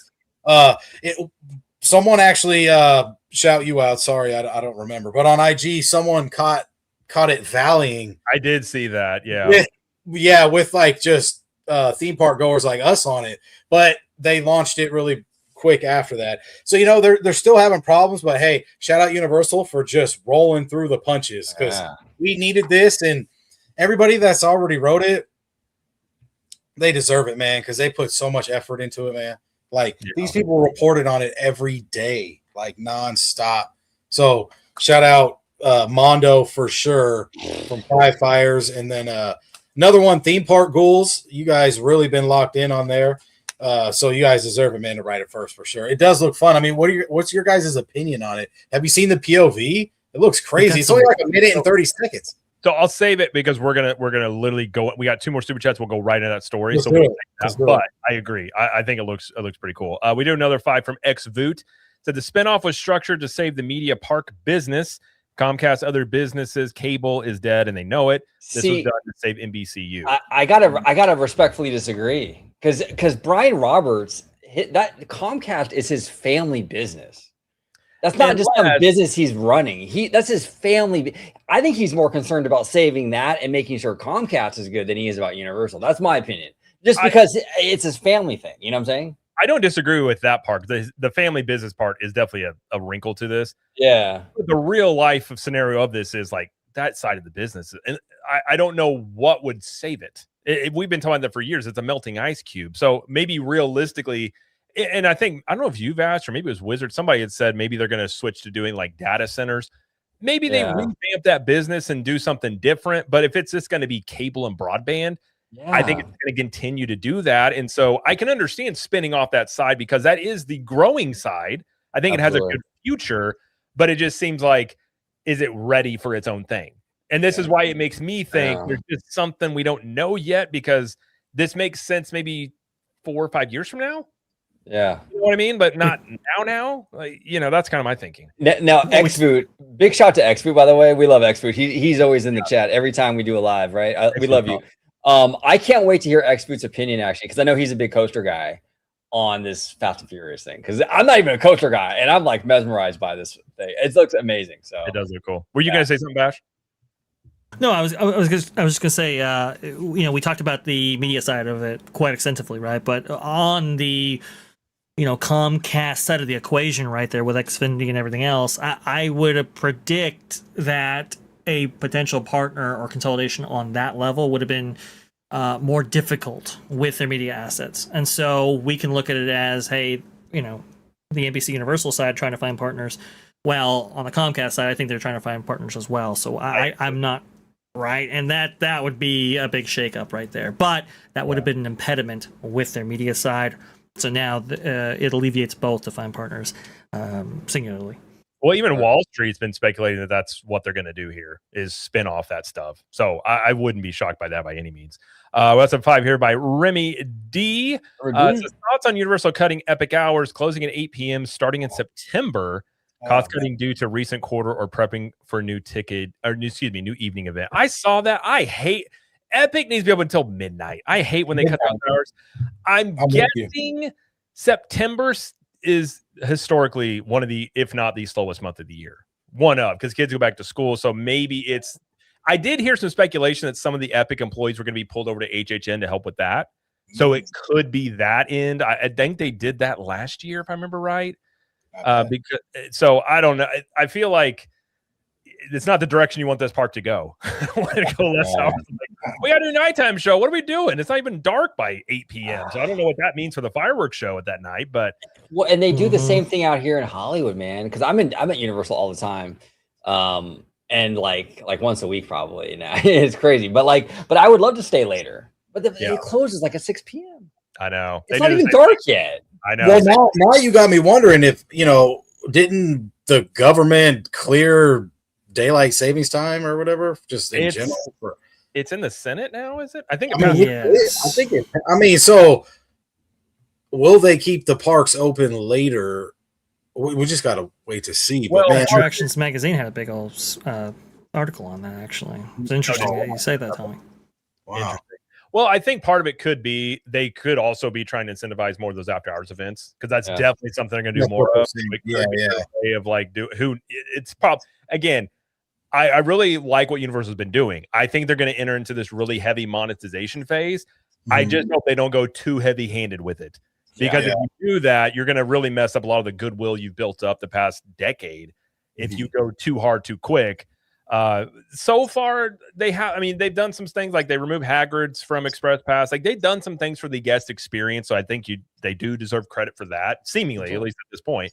So, I think that's just a cautionary thing of I know you want to make your money, just don't try and make it all one quarter. You know what I mean? Like, spread this thing out, be a little bit patient with it. But again, with this spinoff, maybe they're feeling a little pressure about, we really got to bump this up. And I think regardless, they're going to do some more stuff like that. But you know, Vash, you and I did videos years ago about Disney and the money end of it, right? And we've talked a lot about that, where Disney, it's not so much like the money, but it's the way you do it. You don't want to look like you're openly greedy.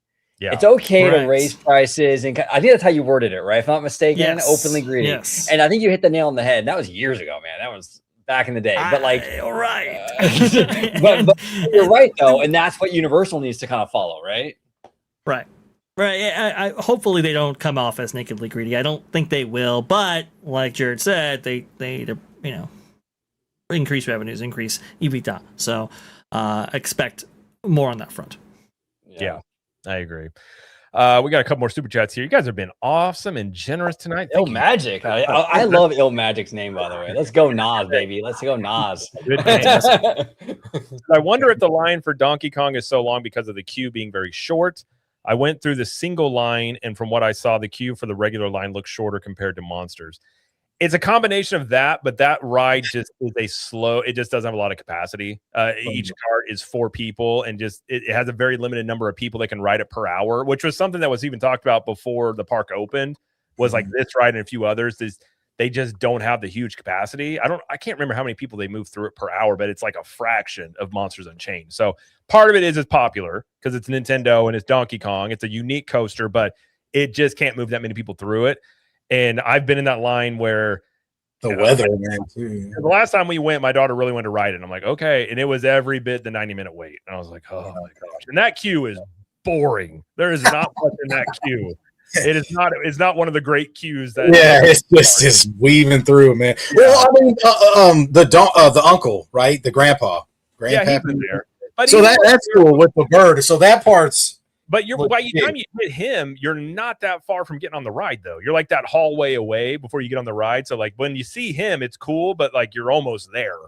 Everything else is you're just in these turnstile queues. You're just like when you're standing right there, and then you're in that straight shot before you walk all the way down. You could even like have someone hold your spot, and you could hop over right next to the wall. And I don't know if you know that, but you can literally etch out the wall and get back outside. And then you could come back in and let you in if you say you have a spot. So, yeah. I mean, that's what we did. It was a 4-hour wait. I mean, the weather ruined it, everything. Yeah. Conductor would go out, then he came back in. I would go out. I came back in. It was like, geez. Well, and when it rains, sometimes this thing does not reopen. Well, it's interesting about Donkey Kong. I think they recently got cleared for it to run in the rain. Really? I don't know. It was a thunderstorm. That's what they were worried about. If there's lightning, it shuts down. Yeah. But previously, it just rained, it shut down. But now apparently they don't have to shut it down just for rain. Nice. That'd be cool in the rain, actually. It's like, rainforest jungles, I mean, maybe. Yeah. Maybe. In Florida, when it rains, it's usually accompanied with thunder. But that thing is pouring too. Yeah, I mean, But when it goes down, sometimes it does not reopen for the rest of the day. And so that's one major ride that pulls people in there that makes the rest of the park wait times go up. So it's just the issue that Epic kind of has.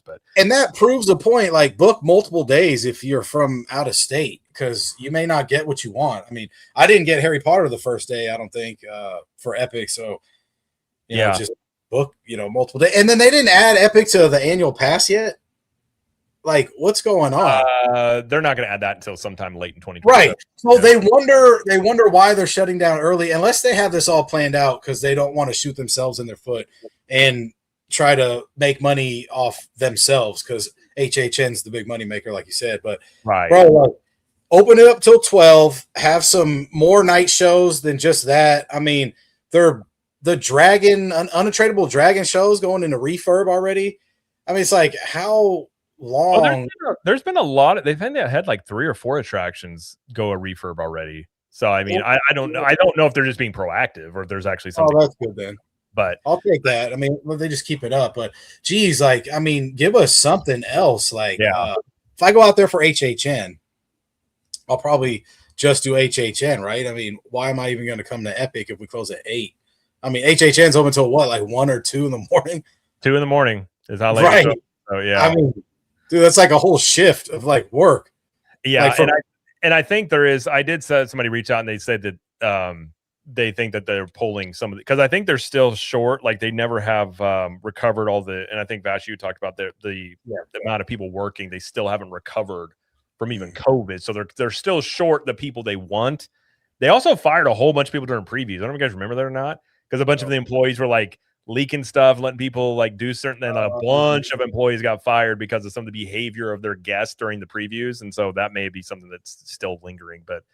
We'll see on that front. Then we do have another one that got 5 from Red Bandana Gaming. What's up, Red Bandana? Go check out Red Bandana. I was on there a few weeks ago. I might have to hit him back up again because I got a PS5 now, and so I may play some games now. But you got to get GTA 6 and Wolverine or what, buddy? You getting prepared? I got it for my brother wanted me to play. He's really competitive, so we were playing something, and I was like, honestly, it was cheaper to do that than fix my gaming PC because of the RAM prices right now. And I was like. And I wanted to play GTA 6. So I was just like, I'll just get it. Whatever. You need it. But yeah. So he said, we need a new Universal Studios theme park adventure game. Ohio. That would be kind of cool. Ooh, that would be fire. I wouldn't be against that. That would be. I'll take it. Yeah, cool. Red Bandana's good people. It's good to see Red Bandana. He's awesome. I'll hit him up. I may come on there. Well, I would say OG could join, but OG doesn't play games, but he could still probably talk games. Red Bandana, like Ninja Turtle, Raphael Red Bandana? I believe that's part of it. He's got a large Ninja Turtle collection and a very large Nintendo Switch game collection. I think the number is 1,000 Nintendo Switch games is what he has, or close to it. That's sick. So I bet you're upset about no more physical copies, man. I bet you've talked about it. I haven't talked to him about that yet, but I would imagine so. That has not gone over very well, I will say, with the fake stuff out there. Yeah. Not a great thing. But well, let's move on to talk about.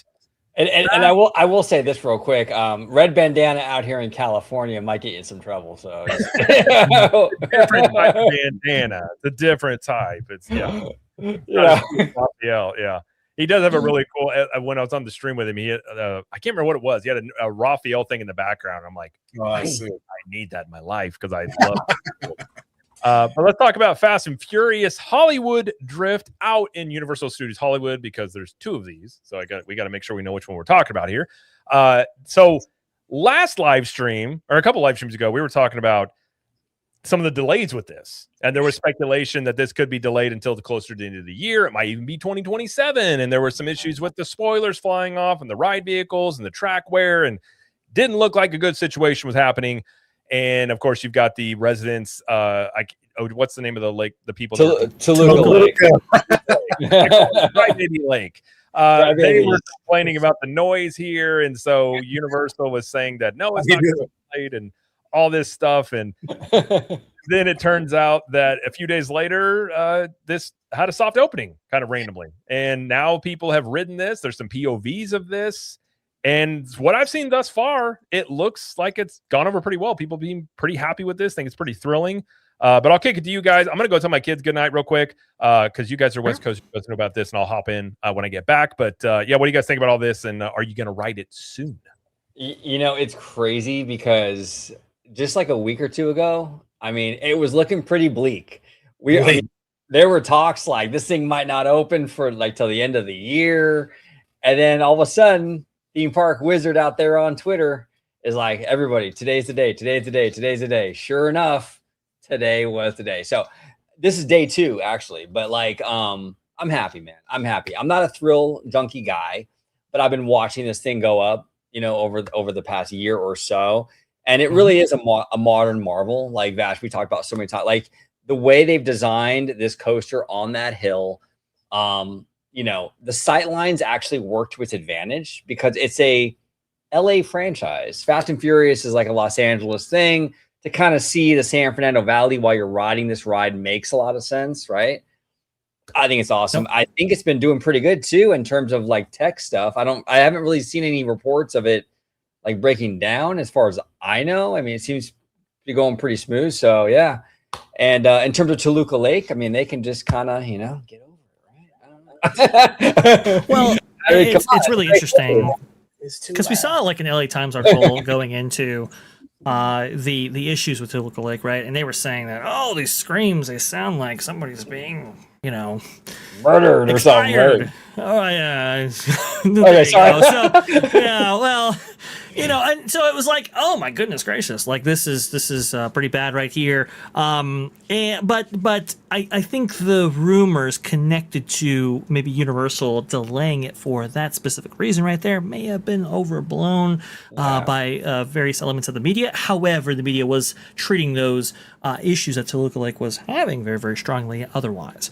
Well, it did seem that things were approaching the coaster's opening, maybe, perhaps, because an email was sent out to Toluca residents suggesting that, hey, we're going to be doing soft openings on this, or technical rehearsals, with guests that can actually board and ride this thing within the next 2 weeks. And sure enough, that's why people were crowding around on Monday, given those rumors, and they did in fact open. Even with that valley that occurred there and a couple of issues that were actually going on, they did actually open up. You did have people actually walk in for the first time and actually see this queue, take some video, all of that and more. So that was absolutely phenomenal, as Tommy beautifully pointed out right there. Very, very good stuff. Obviously, Theme Park Wizard, he had to turn on the way back and actually get some footage of this whole thing, get some on the ground reporting right there. We had Ivan, actually, Valientes on X right there. He was able to get on it. I had a conversation with him, and he was like, this thing is phenomenal. This thing is absolutely outrageous. It's great. It's fantastic. He put it right up there to Velocicoaster, which if you've been out in Orlando, if you've ridden that, you know that this is quite a high bar, and it looks like it has met it right there. And he was reporting that, hey, he got the Charger seat. Remember, the Charger was having problems with the rotation. It looks like those problems have been alleviated, at least with his ride right there, which is very, very good, very, very strong. The other thing too, I know Wizard, he was very concerned about the wear and tear aspect of the track right there, and apparently they had determined that the rotational spin, right, the centrifugal force that goes along with some of that spinning element, was spinning in such a manner that was putting additional strain on the track at various points. So they've recalibrated a little bit. They've mitigated some of those issues, so that is good. So there's you got a lot of stuff developing right here, but this looks absolutely phenomenal. Looks like a lot of people had a lot of great time with it. It was running 4 train ops, at least yesterday, which is very, very good. That puts it at about 1,920 people per hour, which is fantastic, right? You always want to be above that 1,500 threshold when it comes to big E-ticket attractions like this in the big 2 parks, and it looks like it is doing it. So all good as far as I can see right there, and looks like Drew the Disney Dude has joined us as well. That's fantastic. Good stuff right there. Ochi, please. We love Drew. Drew, thank you for joining, brother. We appreciate you. We got D23 coming up, everybody. And Drew says Fast and Furious coaster is so damn cool. I want to ride it. Let's get on it, buddy. I'm ready too. We can get you through the single rider. We'll get you through single rider MVP, unless you already have the universal plug. I mean, knowing him, he does. But hey, I like what Vash was saying with all this, man. This thing is insane. I mean, look at these cars on here. So you could get the Charger experience, then you could get the Skyline experience. You know what I mean? All these different cars, different positions. Obviously, they're doing the same thing, but it looks different when you're on there. If you're looking at these POVs, literally it's a minute and a half. I know the rides. Well, how long you're going to wait? You're going to wait 2 hours for a minute and a half? Yes, I am. Right? Because this is going, like you said, over the valley. Bro, at night, the headlights come on, flicker and everything. Inside the car. Conductor told me, he said you could hear the cars revving. He goes, come on. How do you not want this when you're drifting as well, right? I mean, you're like looking down at one point at people like theme park goers. Then at one point you're looking over like the valley. This is insane. Of course, the Orlando one is shooting up like crazy. I mean, we're going to be able to ride that in no time too. It's just they're both going to be totally different and the vibe's insane. I mean, if there's any roller coaster to get you on, I mean, this may be the one. Just telling you, bro. You know what I mean, right? Yeah. Imagine riding this at HHN. Both of you guys. Imagine riding this at HHN just in between breaks of going through the haunted houses. Granted, I think they put some stipulations on that. I think it's just RIP Tour and Express Unlimited. I think Frequent Fear and all those General Mission can't go on Fast at Night. But I do want to make a point that they did 2 tech rehearsal days in a row. Are we going to get a third? Is it every day now? Is it daily? This is what I want to know. Because shout out SoCal Tall Guy. He's reporting over there as well. And he said as of 5 p.m., the line was cut off. The queue is done. So will they open it back up at night like they did last night, or is it just done? I mean, obviously I can't travel down there. I'm in the Bay Area. I can't. I would love to travel down there for this, right? But it's unofficially open. It's not the official date yet. Are we going to get an official date, guys, or is it just going to do this, you think, for a while? Go ahead, Vash. Actually, before you continue, Drew says the B-roll shots are epic. And Drew, that's actually courtesy of Mr. Vash Sky. He is the king of the B-roll. Vash has B-roll for literally everything. Like, no matter what it is, he's got the B-roll for it. So I try to have a repo, a package built for something, but I got to give it to, people like Valientes, people like Theme Park Wizard, people like OG55, actually, Inside the Universal, Laughing Place, so many people, this is all their footage right there. I just compiled it, basically, but the credits are right there. So big credit and shout out to the guys on the ground getting this stuff. Absolutely fantastic, absolutely phenomenal. No, I mean, it's look, this is a fantastic coaster. Obviously, it's years and years and years in the making. I remember that first, piece of concept art that was leaked out or whatever, right next to Simpsons, and everybody's like, "Whoa, what is this?" This looks absolutely fantastic. I remember when back in the day we used to feature the Spike, and now people can actually ride it. So this is a big, big win right here. I will say, when it comes to the opening of this, I think they want to be just a little bit, close to the vest when it comes to the opening on this specific coaster right here. They understand that still going through some tweaks and so forth, right? I think leading up to the soft opening itself, one of the cars came in, a little bit of catawampus there. So I think they want very, very solid operations for this. I think they want to make sure that when this thing is open, it is going to be operational for the entire day. As Tommy pointed out earlier, talking about the operations for this and whether or not it's going to be open at night and so forth. When people are paying general admission to ride this coaster, obviously they want to be able to ride it whenever they can. And to being able to ride this at night will become easier as we move into the later part of the year, right, where night actually occurs faster than it does maybe in the summer. But in order to facilitate that, this thing needs to be operationally sound. And I think they understand it's an Intamin coaster. They're going to have some problems initially.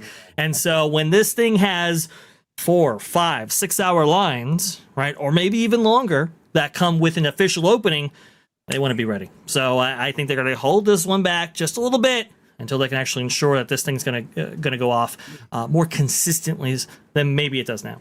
Yeah, I mean, and people are getting off this thing. I've been seeing a lot of social media reactions to this. I mean, everyone's loving this.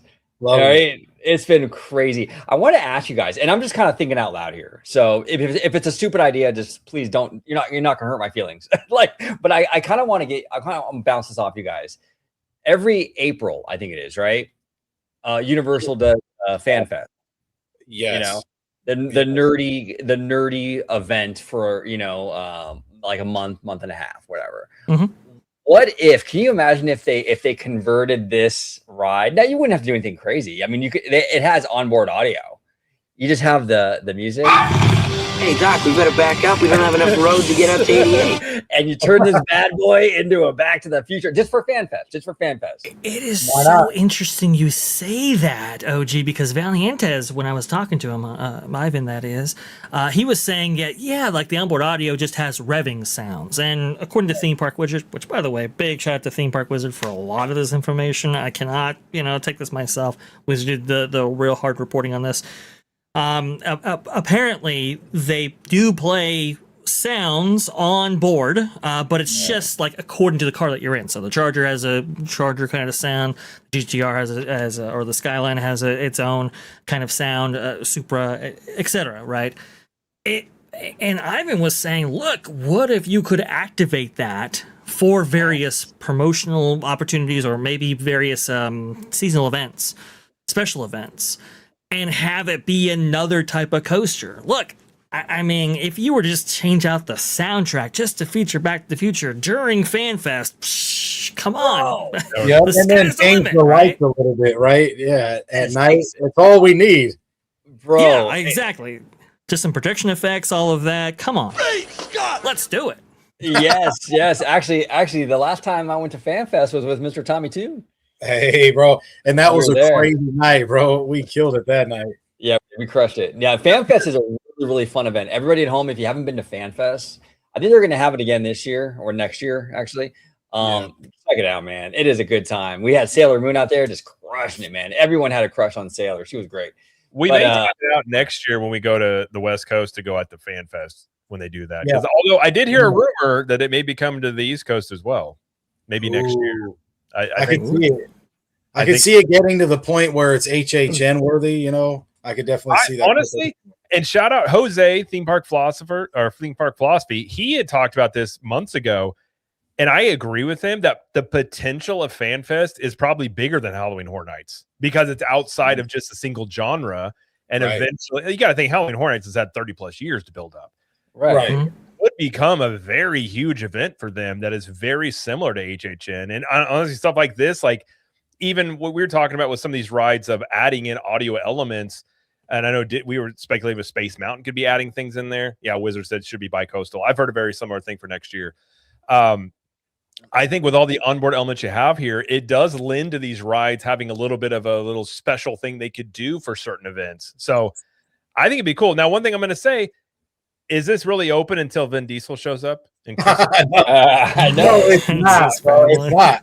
Him and Wow, Ludacris, bro. We need both of them there. Oh, hell yeah. He Hey, just, you know what? he just says, "Welcome to the family." And they're like, "Oh, it's open. All right, we're ready to go." Yeah. Did you guys see that clip? It was on Instagram. It was like an Instagram reel where Of Luda In the Luda's Super going. Nintendo world, Yeah, let's go, bro. That was fire, dude. He That's was what a- I mean. They just kick it there, bro. They just yeah, kick no, exactly. Luda's got a good relationship with Universal, so he could definitely do something for them. You know. Here, I'll For find sure. that real quick. I'll play a little bit. I won't play the whole song because it curses, but you can go ahead, Vash. I'll find the clip and we can take a look. I remember Luda actually shared one of Ivan's videos, I think on his Instagram or whatever. Didn't give him credit, but he Oh, shared one of really? his videos. Yeah, highlighting the coaster itself during construction. That was a very interesting thing right there. So you're right. Maybe we need Luda and Vin Diesel to come on in here and say, family. And then it's actually open. Maybe that's what they're waiting for. But look, I mean, this thing is going to shape the theme park industry for sure. Obviously, you've got coaster enthusiasts from all over the world very interested in actually what is going on in Hollywood right now. This is a big deal, and the fact that we've actually reached this milestone, not just having guests back and testing it, which we were all kind of wringing our hands whether or not this was actually going to happen, but to have actual guests in the park, soft opening, and this thing running as consistently as it has already, not to mention high throughput and so forth. This is going to be an absolute win, I think, for Universal Studios Hollywood. Well, and this is exactly what this park needed, right? Because this park has never been like strong with the coaster. With their coaster game was not the strongest, right? So this will put this park on the map for those coaster enthusiasts in a big way, in a big way. So we'll see. And I don't think the Toluca Lake stuff is really going to have any big impact. From what I'm hearing, actually, Universal has been cooperating with them, and they've been setting up microphones in the area and trying to figure out what they can do. So Right. I think we'll be fine. But I would imagine that's not gonna do it. Okay, let's take a listen to this real quick. I won't play the whole thing, but this was actually kind of a cool thing of him rapping, which I've always liked Ludacris, to be quite too. honest. Like I've never disliked him, especially as a rapper, but here's a little thing he did. The one with bundles of cash, 100,000 times 1,000, bitch, you do the math. Luda, shout his name and ain't nobody coming close to me. Put your neck up in this new. I mean, here's the thing. I'm not gonna play the whole thing because I don't know if we'll get hit with copyright. I don't know if it's an actual song, but that's a good flow. Even you're rapping in the queue of Mario, and I'm just like, why is that so good? Like, it's More Just of the fact that he was like, "Hey, yo, record this real quick," and the vibe that he's like us, man, deep down inside, it's like he likes the theme parks. Like that's what makes it cool. Like he was, "Oh, this is gonna be dope. Let's do it." You know, come on. Yeah. 100%. Now I don't want to cuss because this is multi-channel, so I'm trying to be good. But I do have a question though. Did that bee ever get out of his way? I don't know. I think he did. I think so. I think so.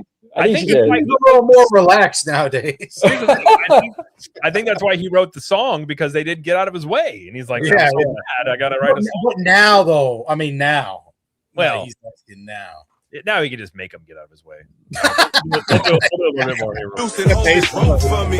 10 albums, ain't nobody ever wrote for me. Quoted for always saying Shaka, go get a quote for me.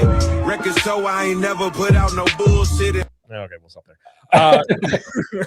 But honestly, could you imagine being in line and Ludacris is rapping? You'd just be like, is this happening right now? Like, I think that'd be awesome. Well, and wasn't it so random they had him doing that in the Mario queue though? Like you have this new ride where he's literally in these movies.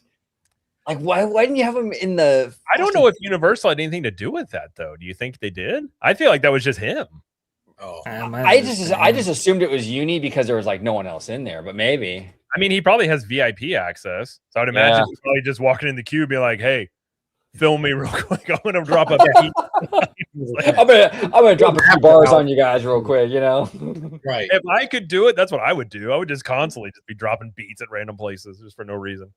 But that's funny. This queue is pretty cool though. They got like I think they have Paul Walker's car displayed in here and stuff. Yeah, I wonder if they're going to use a lot. Part of me wonders if the reason Supercharged is closing down early in Orlando, because they're going to close it anyways, is they're going to take a lot of those cars that are in that queue and move them over to the Fast and Furious coaster, and they're just going to go ahead and do it now. Because one thing is, and some people have questions on it, they shut down Supercharged for every HHN. It's never open, and nobody ever cares. So I think they were going to shut it down anyways, and they're like, why would we reopen this just to shut it down again? So let's just strip the stuff out of there, get the stuff moving, and do all that. So, but looking at this ride here, I mean, I think this is going to be a great addition to both coasts, and I think it's the ride system, the ride vehicles. Like I've never seen anything like that. So I'm happy for you guys. I hope this is a big hit, and I think it will definitely help, because even Comcast in the earnings call said that the attendance at Hollywood was not going to improve until this ride opened. So once I heard that, I was like, they're going to do everything they can to open this thing quick. Like they're going to probably have them pushing everything about like, we got to get this thing open, especially because they were selling tickets that included for Halloween Horror Nights that included access to this ride. So if they didn't have it open, that would be a big problem for them. Huge. Now, Tommy, have you seen like the construction for the one in Florida? Yeah. The spike? Dude, that's insane. Just shooting in person is wild too. Like it is huge. But yeah, they're moving, and that's the thing about Universal. They build quick. So, yeah, right. You know, I don't know. I think it's a good addition. I think this will be, if you're going to have a Fast and Furious IP in your park, it makes sense for it to be a coaster like this and not something like a Supercharged. And it maintains Fast and Furious, because that's something I'm sure the corporate end wants, because that's still a franchise that, even as ridiculous as those movies are, they do make money. So putting it on a coaster like this, a unique coaster, I think is a good fit for this. I agree. Now, you guys notice in the queue, when people are standing in the queue and the coaster comes right up to those windows, yeah, you really get a sense of the speed, right? Yeah. Right. Well, what's interesting is that oh, go ahead, Vash. Sorry. Well, I guess there were some panels that they added later because I think they were like prison panels or whatever. At least that's what they were, being modeled after. And get this right, this edge, right? But Wizard was telling me, yeah, they took some of those panels out, put more glass in, which, by the way, is a little bit of expense, right? Obviously, to maintain those, they scratch, they get dirty, all of that. But I think they really wanted to take advantage of the beautiful views out to the San Fernando Valley, but also too of this coaster just flying by, whizzing by, and it just builds their anticipation. The coaster is the pre-show almost in that way. I think that was a very, very cool. Go ahead, Jared, please. No, I agree. I think visually, the way this thing looks, it's going to be way better than Orlando's. You guys have some awesome views with this, and like the queue thing there. Like, I think aesthetics wise, this is a very, very, maybe one of the most unique coasters we've ever seen. in terms of like building on the hillside Yes. over those escalators. Like it really is a marvel of a feat of what they were able to do with this. So I'm happy that it opened. And I think I saw Wizards say that the spinning was what was causing the wear and tear. That actually makes some sense. I was actually curious about that when we talked about it last time. As I was going to bed, I was like, I wonder if it's the spinning, because obviously, like, you got centrifugal forces there that could be different what it's used to. And so there's just, it's also a brand new type of coaster from Intamin. So it's like you're going to go through some of these, I guess you could just say growing pains in some ways of getting this coaster up. But I'm glad it's not delayed at the end of the year for sure. Me too. We got some breaking news here from Rudio here. I don't mean to take over the show or anything, but it's kind of a big deal. Apparently, there's maybe no water right now at Disneyland. Wow. That's not good. That's insane. We're adjusting a water pressure issue impacting parts of downtown State College Boulevard and near the Anaheim Resort area. The issue involves a handful of Anaheim's groundwater wells and technical issues drawing water from them. We are offsetting the issue by using additional river water. Other wells across the city are not impacted. Those impacted should see improving water pressure over the next hour or so. Disneyland without water, that's not good. Restaurants, hotels, homes, and parks themselves are currently affected as people cannot wash their hands or use the restroom. That's gnarly. Does anybody know anybody at Disneyland right now? Well, I found a Reddit. I found a Reddit thread from like 38 minutes ago, and it said my cousin is there and says all restaurants and restrooms are closed. Holy That's a big deal. And this is what I mean. Imagine coming from out of state. Yeah, right. Imagine from coming out of state and that happened. And you're like, oh, I'm never going back there. You're talking about maybe 100,000 people impacted total in the just Disneyland Resort alone, right there. No toilets for all those people. Yikes! That's not good, guys. That's actually some big news. Sorry, I do apologize for interrupting the show. No, but that's a big deal. Well, I mean, you've got this summer for Disney. You've had the AC go out at Wilderness Lodge for a week. Now you got a water issue, and they've had issues with the sewage stuff in Magic Kingdom before too. So, that's not good at all. Man. Now Remy D is saying that a Reddit post is saying the issue is fixed. So I don't know. I'll look and see. Sometimes I don't like Reddit. I hope so. Sometimes the latest post I see in Disneyland stuff, like the Reddit forum, is this post about the water being out. I haven't seen any updates yet, but it doesn't mean that it hasn't happened. Interesting. That is fascinating. And today is not a day to have that problem. I went on my afternoon walk today, and it's like 100 plus out here. And well, hey, so when you say that, and we're ending with this ride real quick, so you got to wait in line for, let's say, an hour or 2 or 3 for the soft opening. Then you have to wait in the queue. All right, the queue. Granted, you're underneath an awning. They have misters. All right, at least they have misters. But it's still hot. All right. Shout out conductor once again. He said they do have water fountains in the queue.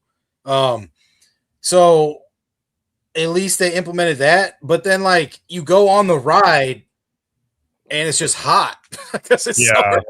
Well, like, and then your head may go like this. I don't know, like, you know what I mean? And then you get off and you're like, damn, is it the heat or was it the ride or why do I feel like this?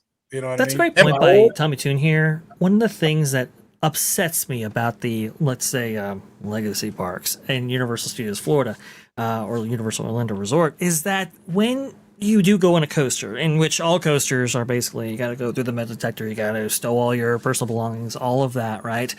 The width of those lockers is pretty narrow, right? It's like they're like kind of short, stubby, and wide. So if you do have a drink, what do you do with it? You have to pitch it, which is a little bit unfortunate. Apparently with these lockers, though, you, I guess, are encouraged to pitch them before actually sticking them in the lockers. But they're the tall lockers to allow you to kind of maybe maintain your drinks and so forth. So that is very, very good. I thought that was really nice. Also, too, they're going with that system where the lockers are in the queue. So you don't have to, unload all your personal possessions before actually getting in the queue. That's quite nice, right? So they have thought about some of these things, and to Tommy Toon's point, it's all about how you feel about when you're in the theme park, not just about the attractions themselves. Now, I do see from Reddit here 5 minutes ago, some people they're saying that some of the restrooms are active, but some of them aren't, and then the lines are very, very long. So it is recovering, but not all at once. What a Yeah, mess, Jen dude. Peterson said saying a water main broke, but services are coming back slowly. Dang, that sucks. You know, here's a question. I don't know the answer to this, but given how much the theme parks want to make money, why do they not, like in baseball games, have like a beer guy going through the queues of rides? I feel like they would make a mint off of selling beer while people are waiting 3 Or hours. just any drink, soft drinks, water, anything in a can. Yeah. Right. I'm so glad you brought that up, Jared, because there was a video very recently. I lost it in the shuffle, which was unfortunate, but there was a video very recently of cast members kind of going through the parade route, actually, at Magic Kingdom, with, it wasn't like the, like ODV carts or whatever. This was like, these were two cast members, one of them with a cooler that was kind of like, attached to them, as you would with like a baseball game or sporting event or whatever. And they were going through the people lining up on Main Street and saying, hey, do you want this? Do you want that kind of thing? I don't remember what they were selling. Maybe it was hot dogs or something like that. And I was like, whoa. Yeah. I've never seen that before. So perhaps, Jared, Disney is kind of looking at that and going, well, why not? Right? I mean, I feel like as much money as they want to make, you got a captive audience. And if I call it a Q beer all the time. When we get in line, I'm going to get myself a Q beer if it's going to be a bit. But it's like, I feel like you would just make who knows how much money they would make. Now, granted, I don't think you should booze people up more necessarily. I'm just shocked that they haven't done it before, given if you go to a baseball game, which I do like that, where you get, if someone just chucks a beer and you catch it, like, it's kind of cool, but I don't know if I'd want a bunch of people in line just getting, maybe that's the worry, is you just get a bunch of people sauced up before they get on a ride and then mayhem breaks out. I think as long as you kind of maybe you if they can somehow like regulate that where it's like one beer per person, I don't know, it might be hard, but like you got to take a picture and they're like, one for you only. One for you only. Yeah. I mean, one beer, you're likely most people won't get hammered off of that, but like, how do you police that though, right? Because let's say you have like 3 or 4 guys standing there and they order some beers and one of the dudes has like 3 of them, or how do you know, right? I don't know. Yeah. I don't imagine. Okay, please. No, I was just saying it's a good point. Go ahead. I don't imagine alcohol sales like maybe at the castle parks, but maybe perhaps you do at like Epcot or something. You have maybe some alcoholic beverages on tap right there. That would be very, very interesting to see how that develops. Right now, I think they're just keeping it to like snacks or maybe hot dogs, like you said. But who knows where it goes from there? Go ahead, please. Like you said, Tommy, even like a Coke, give me a Coke or something. If it's cold and it's hot, I'm fine with it. Like I'm just surprised they haven't done that before. But Raphael, says Disney used to sell items in between backlot tour, if I'm remembering correctly. But yeah, this needs a comeback. Yeah, I mean, as much money as they want to make from the parks, I mean, I'm just shocked they haven't really done it before. I can't really that they've had the idea. I can't imagine they never went to a baseball game or just like, what if we just had stuff and you just sold it to people while they're in line? Like, I just would assume, but maybe the Disney execs don't go to baseball games. That wouldn't shock me, actually. Because there has been a few, there's been many instances for me personally, even where I'm in a really long line and I'm like, dang, I could use a Coke right now. Oh, 100%. Yeah. 100%. Right? Yeah. It would come in handy. It would come in handy, especially when it's super hot outside. Yeah. Oh, dude. You'd make a killing out there. All right. Well, let's, you guys think what to add about the Hollywood Drift before we move on?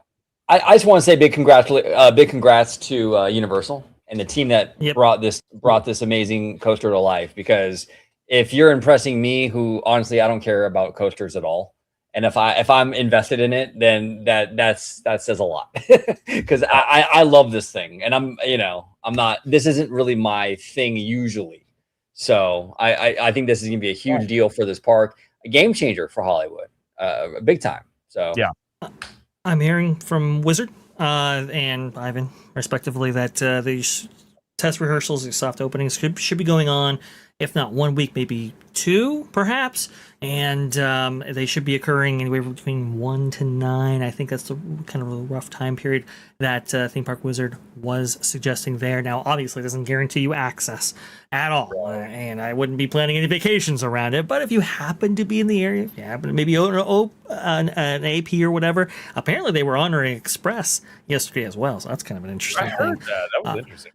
Really, I was like, wow, okay, well, whatever. So you can get lucky for sure, but just know that this is probably going to be opening. I think what he was saying was maybe August 13th, August 19th, somewhere around there, maybe mid-August. I think they want to go ahead and keep that date to the vest, though. So there you go. That's kind of generally what's going on. Yeah. And they're letting people on with Ray-Bans on. I mean, it was supposed to be super strict, and they're letting them on with the glasses. Dude, I mean, I just went to Vegas, and my last day there, I went to the New York one.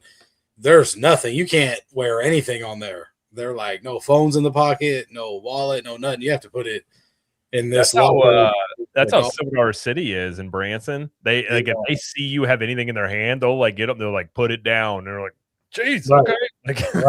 They don't play around there. Yeah, so I'm riding that roller coaster like 115 degree heat. Like, oh no! Yeah, it's because it's a Togo coaster. That's why. Just rattle, your fillings out. So they really don't want anything on there. Yeah, good view. But yeah. No, I think this will be good for Universal, and I'm happy for you guys. So I'll be curious to see when that opens and everything like that. But yeah, it's a good sign. I'm glad it wasn't delayed, because that was going to be a story probably for 6 months if it kept being delayed until the end of the year. And we joked even like the Orlando one opens first. You're like, that would be kind of funny, but I would feel really bad for Hollywood if that happens, where they didn't get their moment in the sun. Well, yeah, because I feel like, because you guys have the bigger, more elaborate resort, and then we got this tiny little park. I'm like, okay, cool. We get our moment in the sun finally, and then that'd be so hilarious to no, actually you don't.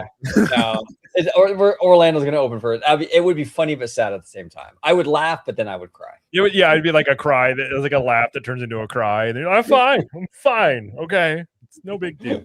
No big deal. Yeah. Before we move on, we got a few super chats we're going to get to here. Thank you guys very much. You guys have been very, very generous. Thank you very much. Xvoot said for 5 says, thank you all for the content. Fast and Furious coaster looks amazing. Great to see they soft open. Do you think the delay was because of the neighbors?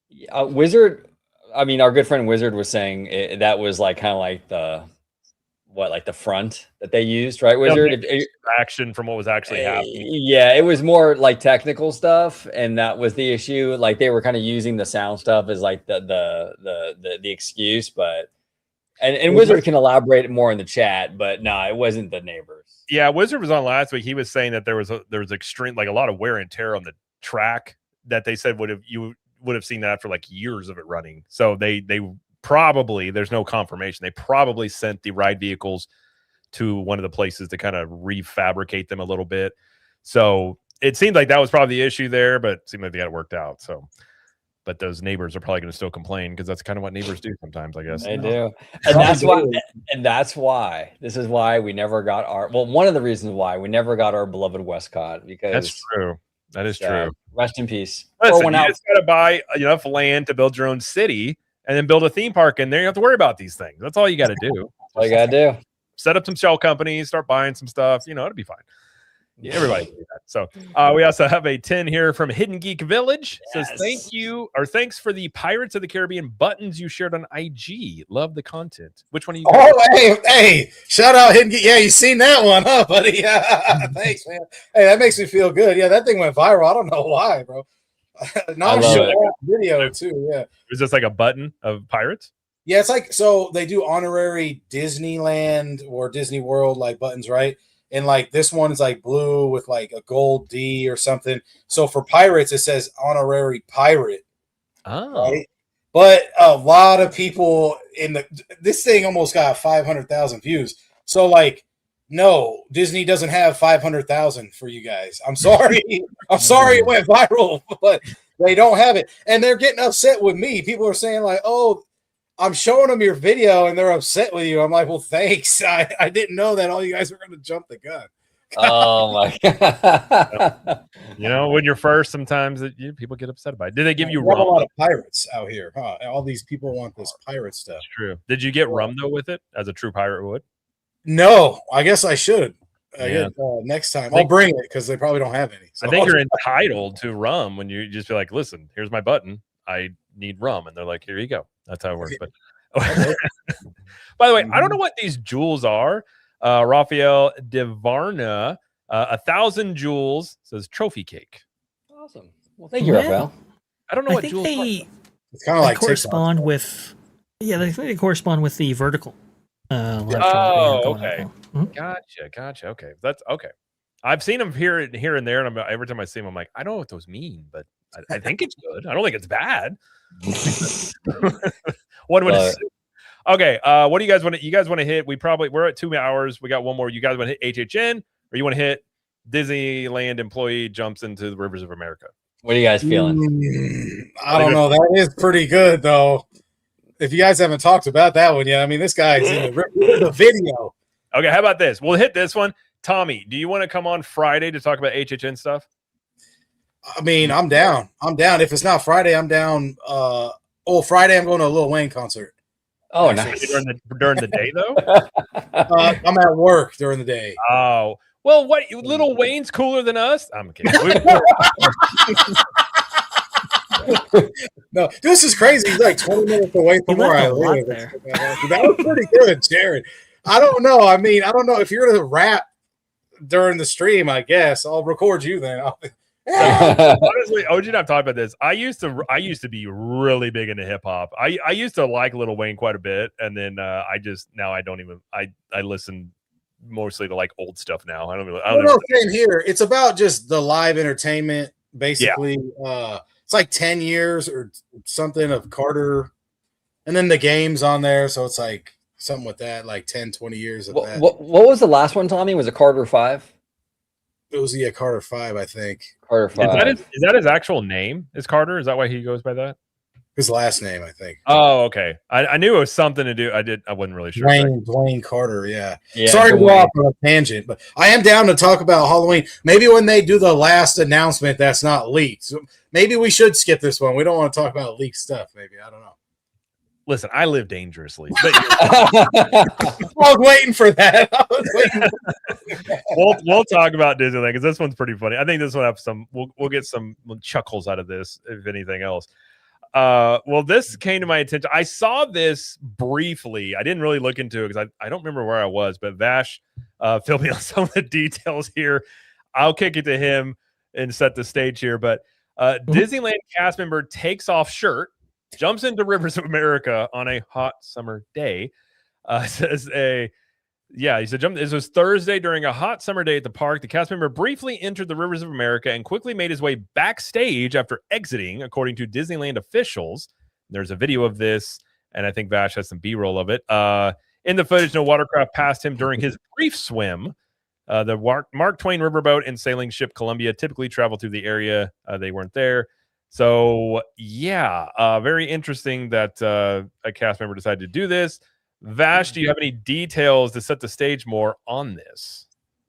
Yes. So was looking into this because I was stunned. I mean, look, I've been covering Disney parks for 20 years or so, and maybe even longer than that. Obviously, I've been visiting them before I was even born. So it was kind of like, okay, well, what is the story with this whole thing? And it turns out that there's quite a bit of speculation right there. But it's kind of crazy with this story because apparently he wasn't listening to anybody, not cast members who were also in the area. You can see actually one in this shot right here, one cast member with like a Pirates of the Caribbean costume on right there, not listening to her at all. So, but just deciding to go ahead and just partially disrobe, take off his shirt, take off, his what is it, the top half of his custodial costume, right? Throw his keys and walkie-talkie into the rivers of America right there, and then just hop in, swim around, and as you can see, actually swim around in various areas in front of Tom Sawyer's Island right there, in front of guests and all of that. You can see him right there. Look at that. He's just having a nice little swim.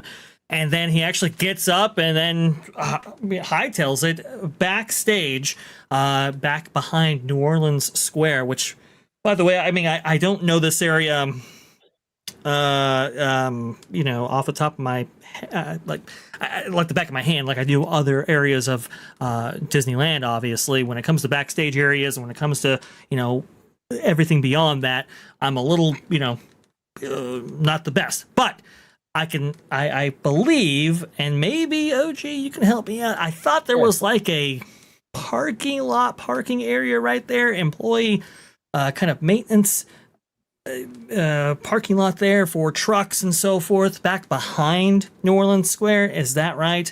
I do believe they. Okay. And so he was making his way back there, and that's where they were trying to get access to him. Right. And he was trying to escape. I don't know if they actually collected him at that point, but this was so unbelievably unusual that a lot of speculation is out there as to what actually happened. Walt Disney World News Today had a whole thing about the heat. And yes, it was well over 90 degrees on this particular day right here.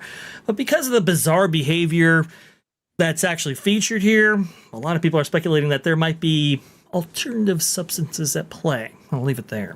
Well, and the thing too that I've noticed is and I hate to blame a lot of stuff like on social media, because sometimes I feel like it's a little bit of a cop out, but I do believe it has impacted our society in a really negative way.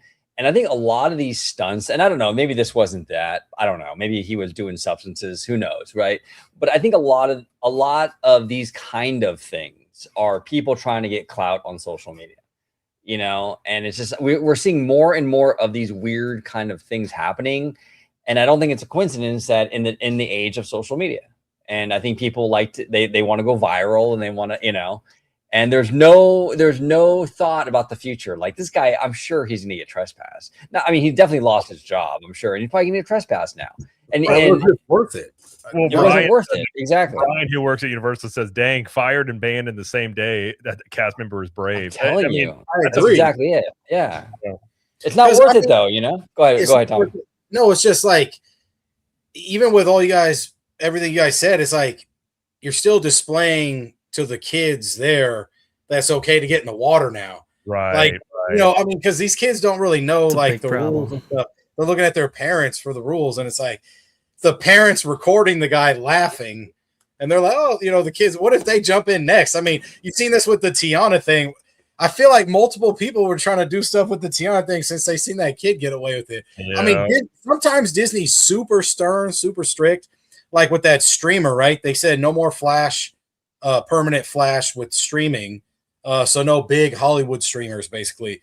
So like people like us could still walk around with our camera and our stick, but they're super strict on some things, and then they just try to wash away.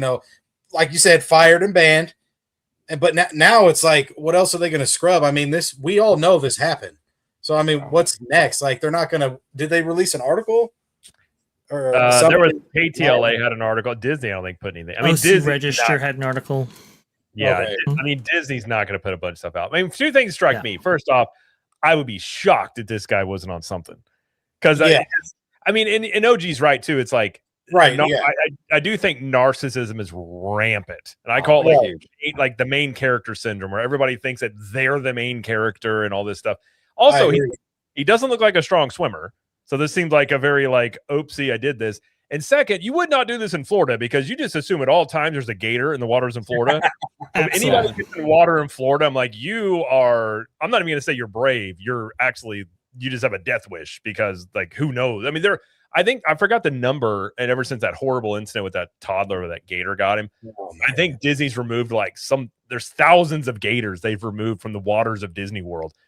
Correct. Do not go in the water if unless it's a pool in Florida. Do not go near it. I don't even remotely go near my pond near my home. So this one to me, I'm just like, I think most people would be kind of shocked how much maybe substances people are on it, just general population, like, especially now that a lot of this stuff's illegal. Who know? Vash, you were saying too, like maybe you took a gummy stronger than you thought it was, and then you're like, I'm thirsty. there's water, and you start doing really stupid stuff. I mean, it could be as simple as that, but it's just still not a good thing. At work. At work. Of course, exactly. obviously, a lot of this, I mean, until we learn the details about maybe an investigation, with a report there, obviously this is speculation, but it is kind of interesting how, in a lot of police encounters that you see out there, a lot of the times when these suspects are on something, a lot of them ask for water, right? And so that might have played a factor here. Not sure entirely, but this is such bizarre behavior. I've never even heard of anything like this happening. It's so rare to even hear about crash outs from cast members and so forth. To actually see one recorded, to actually see something so high profile, to actually see such bizarre behavior in this way. This is a one in a million, billion, trillion type situations right here. Just absolutely bizarre. I mean, just crazy. It's just I've never seen anything like this before. So a lot of people, asking, well, whether or not he's going to be actually retained by Disney. There's no chance. There's no chance at all. This guy is absolutely gone. That's just the standards that they set. Gone and probably trespass for life. Absolutely. The only way this would be remotely like where you wouldn't be in trouble is if there was a scenario where a cast member jumped in to like save someone. Like Right. That's the only scenario. The only scenario where that would make any sense. Because didn't you say so? Okay, let me get this right. He threw his walkie-talkie and his keys in the water. Is that what he did before he jumped in? According to people who actually saw it in person, yes. So that's it seems to me there's a train of thought here that is clearly under an influence of something because he was ready to quit, and that was his quit. I'm done. By the way, you can also just swim a little bit. I don't know. Walk to your car in the parking lot and leave if that's the case, and probably. But then that's where OG comes in with the social media narcissism, like what you see online, you repeat type stuff. Like, it's a different after the pandemic too. It's like people just act different. Act different. Honestly, I think there's a legit case of especially around 2020, there was almost like a mass psychosis, you could say, amongst a lot of people, and I don't think a lot of people recovered from 2020, to be quite honest. No. And so you throw in like all the stuff, like you can have pressures of the world, you throw in drug use, like who knows? Like I think a lot of this stuff, but it's just, he also like I guess the logic of this is what gets me, because you just throw your stuff in, you do a little lap, you go out, and he just seems like he's just like doesn't care. He's just strolling. Like he gets out of the water, he just slowly gets over the gate. Public pool, bro. That's what it looks like. It's crazy. And I think Tommy's onto something though, because when he threw his walkie-talkie and his keys in there, that was like kind of like the middle finger. Like, you know what? I don't want this job. I'm done with you guys. Right. You know what I'm saying? That's what that felt like to me. But I get that, but not jumping in the water yourself. I get it if you're mad. You're like, I'm done. And you throw it in the water and you leave. I mean, I still wouldn't say do that, but okay, I can get that, I guess. But like when you're like, I'm done. I'm going in the dirty water here. I mean, I would probably get tested for some parasites if I'm him. Right. Brian here, who works for Universal, says, I wonder if he had already got fired and said, screw it, I'm going swimming. Oh, maybe. Oh, see, I like that. That's a possibility. Imagine if he jumped into a Fantasmic and they had the gas layered on top of the water. Oh my God. That's crazy. That's crazy. Now I will say the water is actually cleaner than it looks. They actually dye it because it's only like 8 feet. So it looks deeper when it's dark like that. So it's cleaner. I mean, it's not great still because you have like the Mark Twain going through there with the oil and all that stuff, but still it's probably a little cleaner than it looks. And the ducks, that's the other thing too. The only duck we like around here is Seymour. You know what I'm saying? That's the only duck we like around here. Shout out Seymour. That's fair. Seymour I like ducks that know their financial numbers, personally. They don't. Honestly, other ducks I found are really dumb. They don't know anything. They just walk around and eat food. I'm just like, quack, quack. I love it. What are your takes on this stock duck? And they're just like, nothing. I'm like, you're useless. I don't know. Jeez, yeah. I know. I know a duck that'll tell me all sorts of stuff I should buy, but apparently this one doesn't. But this one doesn't. No. So, I think the trend of this is like, I agree with you guys. I think we see more of this. I just think you're going to see this build where it's like there is somebody. It was a theory, and I can't remember who said it. And it was somebody on social media. They were saying that there's a theory about cascading events of like one-upping things in social media. And I think this, if you talk about Disneyland, you saw the Tiana thing, you saw multiple people trying that. Like, even if it's not this exact incident, things like this spark other things for people to act out. We're like, oh, people got attention, especially when you're talking about the age of attention. It's like, look how many views this got. I could get some views if I go do something crazy over here. And then, but the weird thing is no one's like, he's not like, hey, look at me, or he's not like directed himself at someone recording him, right? Right. Nope. So it's not like, and you know, California's wild because no one's even looking at him like it was even a thing. I saw this morning on the way to the park. I don't even know what this is. All good, you know, it's all good. LA River, Rivers of America, whatever. Yeah. There you go. But an extremely dangerous situation, though. I mean, I will say there have been people who have tried to swim through the rivers of America who have gotten caught on the track and not come out of that situation. So it's extremely dangerous. Never do this. Yeah, don't do just crazy. It was just wild. Wasn't there a kid a long time ago that tried to swim across the rivers in Disney World and drowned? Oh, I don't remember that.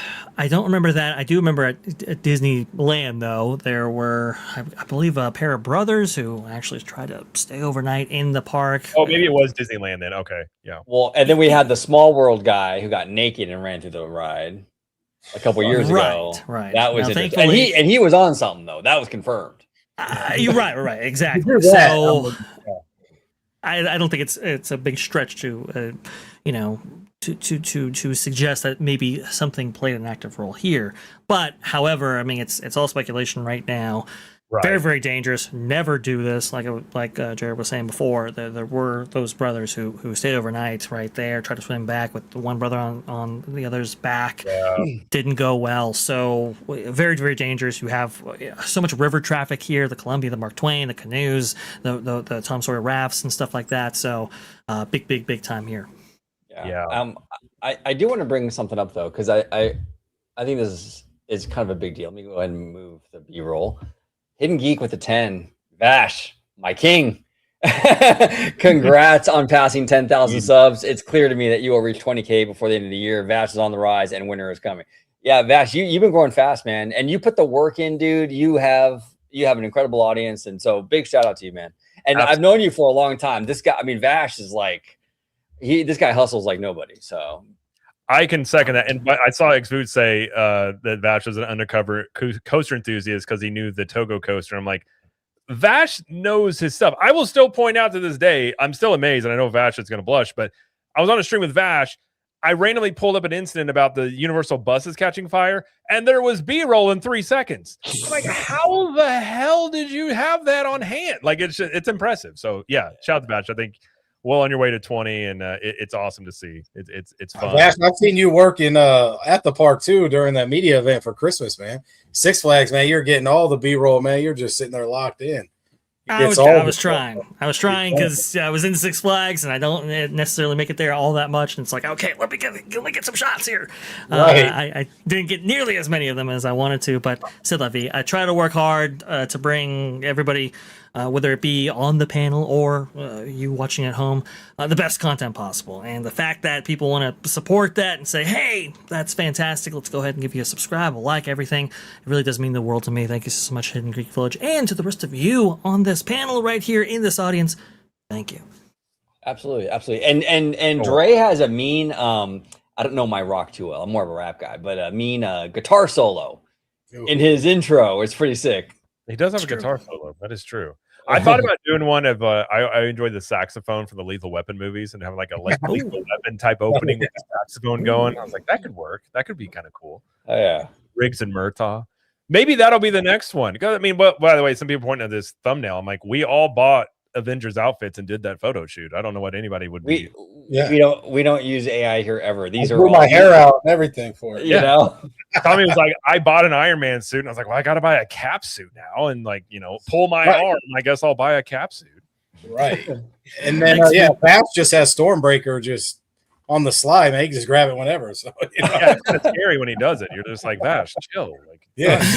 Yeah, well, I had to channel my lightning, so had to do that. But X-Food coming in here with the $5. I want to answer this real fast because he gave me 2 minutes to answer. That would be the original X right there at Six Flags Magic Mountain, the coaster that bankrupted Arrow, which is very, very sad to see. Obviously, Arrow being an institution going on 50, 60 years up until that point, contributing so many of the original Disneyland attractions, which, by the way, OG and I recently covered, actually going over a little bit of that with our recent video going over Bricky's video there with all the history connecting to that. But yes, X for sure was the original coaster. No, $50.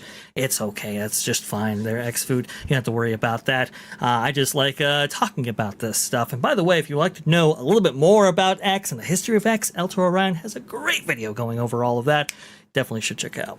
El Toro Ryan is good. He's really good. He's really good. Hey, Vash, didn't we react to him back in the day? I think we had a video about him, didn't we? Like years ago. Yes, we might have. We might have right there. That was a long time ago. And actually, we got to get on Theme Park and one day soon, Alan Almighty Coasters, because he's been on Hollywood Drift a few times already. So maybe we get him on next one. I like Alan's a good dude. Alan's good. Yeah. People. By the way, I love the idea of like challenging Vash to trivia, because remember that show on the ESPN years ago? It was like Stump the Swami or something. They had this guy that just knew all these sports stats, and the whole show was like people challenging his sports knowledge, and then they never beat him. I feel like we could do that with Vash. We just have like you just randomly ask challenge Vash. We set up super chats, and if he gets it right, like I feel like that'd be a great game show, and I think Vash would really win. Oh, Vash and I used to do, like, during the Reedy Creek days, Vash and I would go deep, dude. We would debate this stuff and go back. Those Reedy Creek shows got crazy, man. Like, we were all diving into that stuff. That was wild. It was wild. Yeah. I've never, the amount of tabs I had open for that thing, that was just bizarre, crazy. Trying to get to the bottom of that, it was wild. Like he was launching a rocket to the moon, bro. Like it was just like tabs on tabs. By the way, Vash is showing off now because he has the B-roll ready to go on the Universal buses here.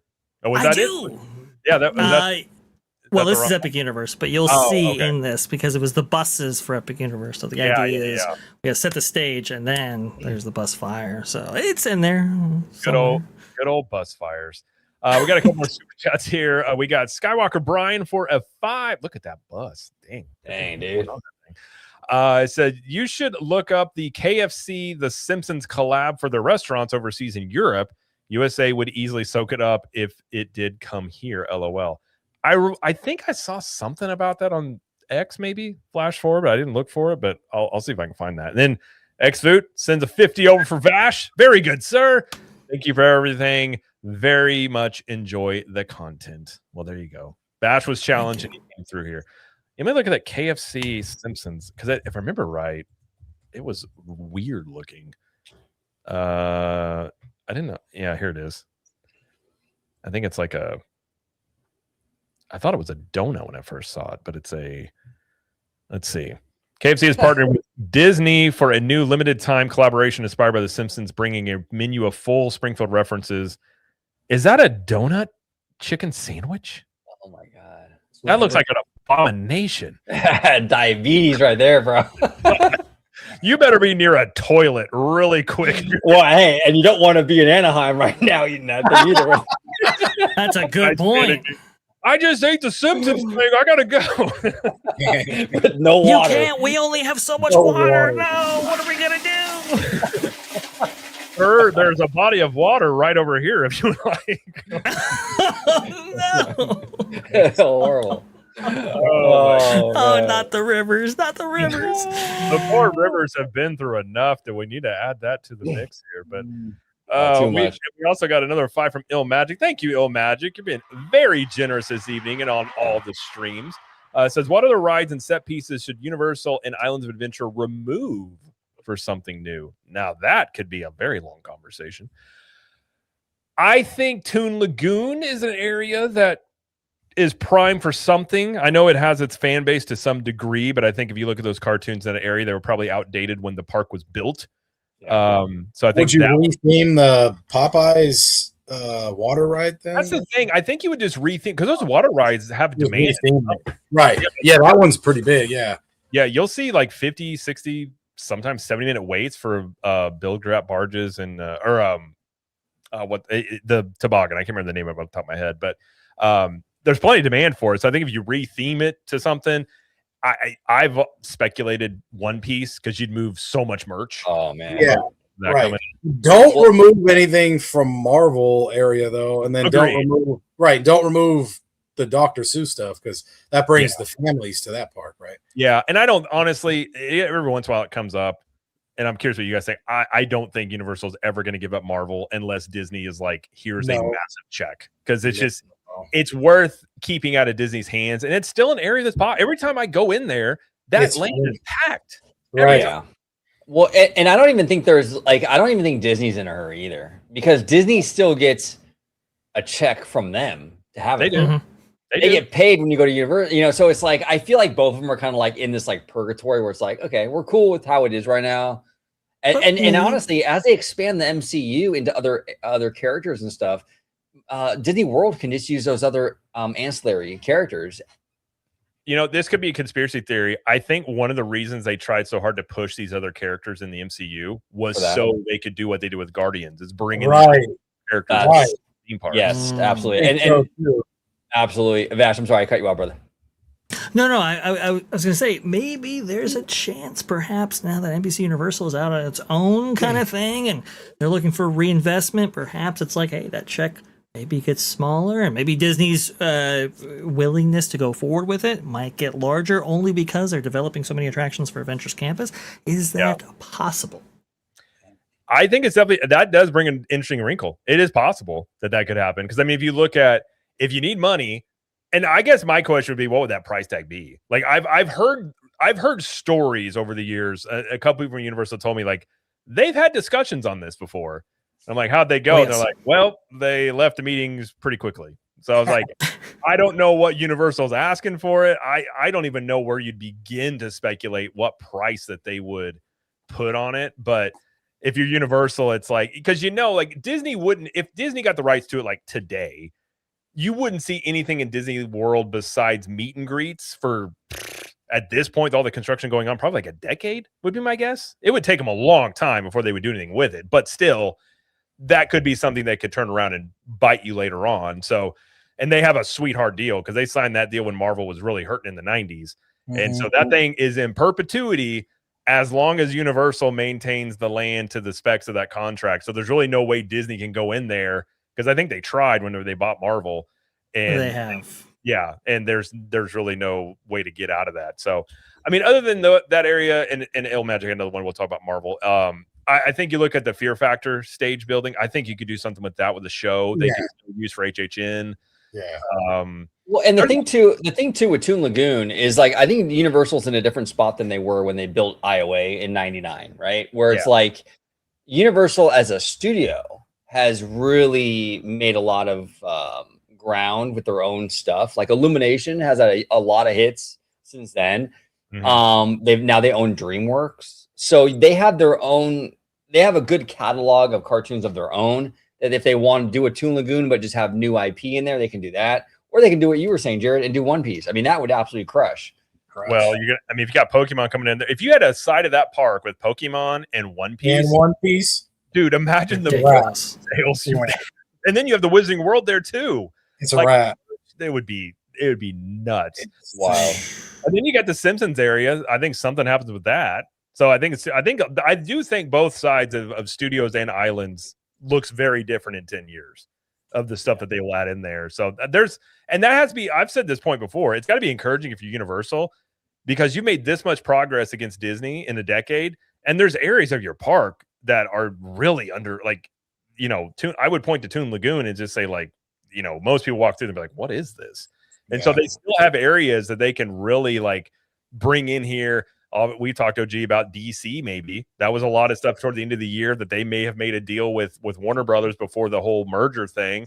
You bring DC into the Universal parks. You got Marvel there. You got Nintendo. Like, you would have a heavy lineup of pop culture, like I guess you could say icons that they would have as attractions in their park. So I think that there's a lot of areas that they could improve upon for sure. And Il Magic with another 2 says, I think they should rebuild Marvel for a new look. They can't really, though. Yeah, I can't touch because that. to do it, you got to get approval from Marvel, which is owned by Disney, Not gonna and do they're it. never going to. I guess But- that would they have to? Like, would they have to? I don't know the exact specifications. My understanding is you would have to get the okay by Disney, and I feel like Disney could just blockade that whole thing if they wanted to. So you're basically just going to see refurbs for the most part. Nothing. Yeah, and I agree with Ill Magic though. It does look dated. It looks very But I like love that it's dated. I love that it's a time capsule. Me too. I like the '90s stuff about the it. 90s comic vibe, right? It's just sick. Yeah. And I think with retro stuff, it actually fits now with Right. more timeless because it's like it's from the comics and from the cartoons that you grew up with Spider-Man and stuff like that.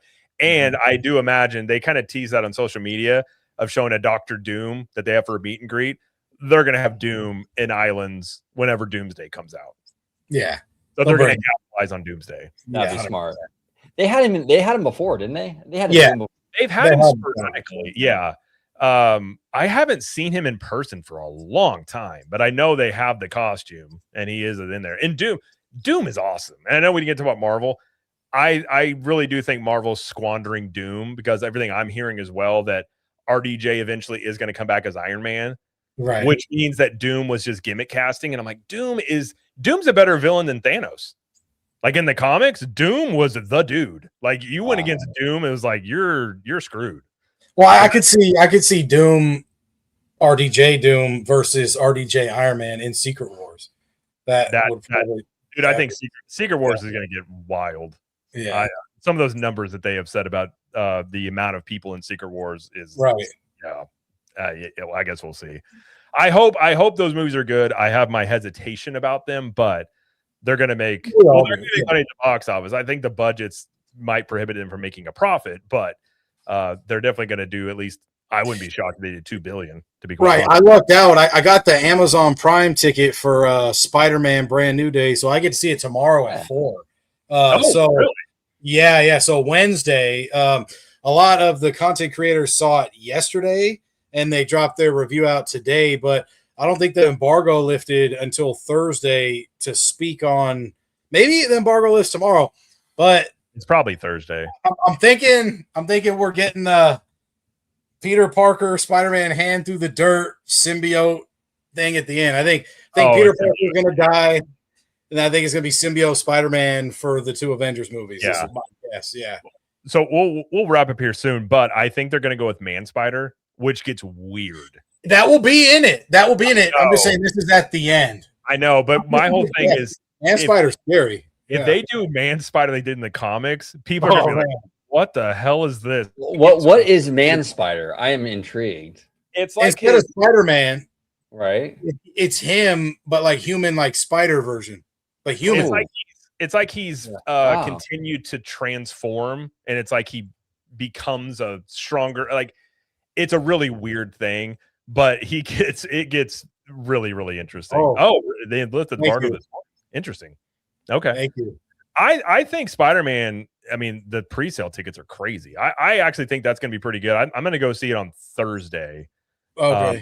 So I'm very curious. I hope it's really good. I think it will be good. I love Bernthal's Punisher in there. I heard there's a scene of Spider-Man and Punisher fighting Hulk, and I'm like, give me that all day long. That would be a cool scene. That's peak.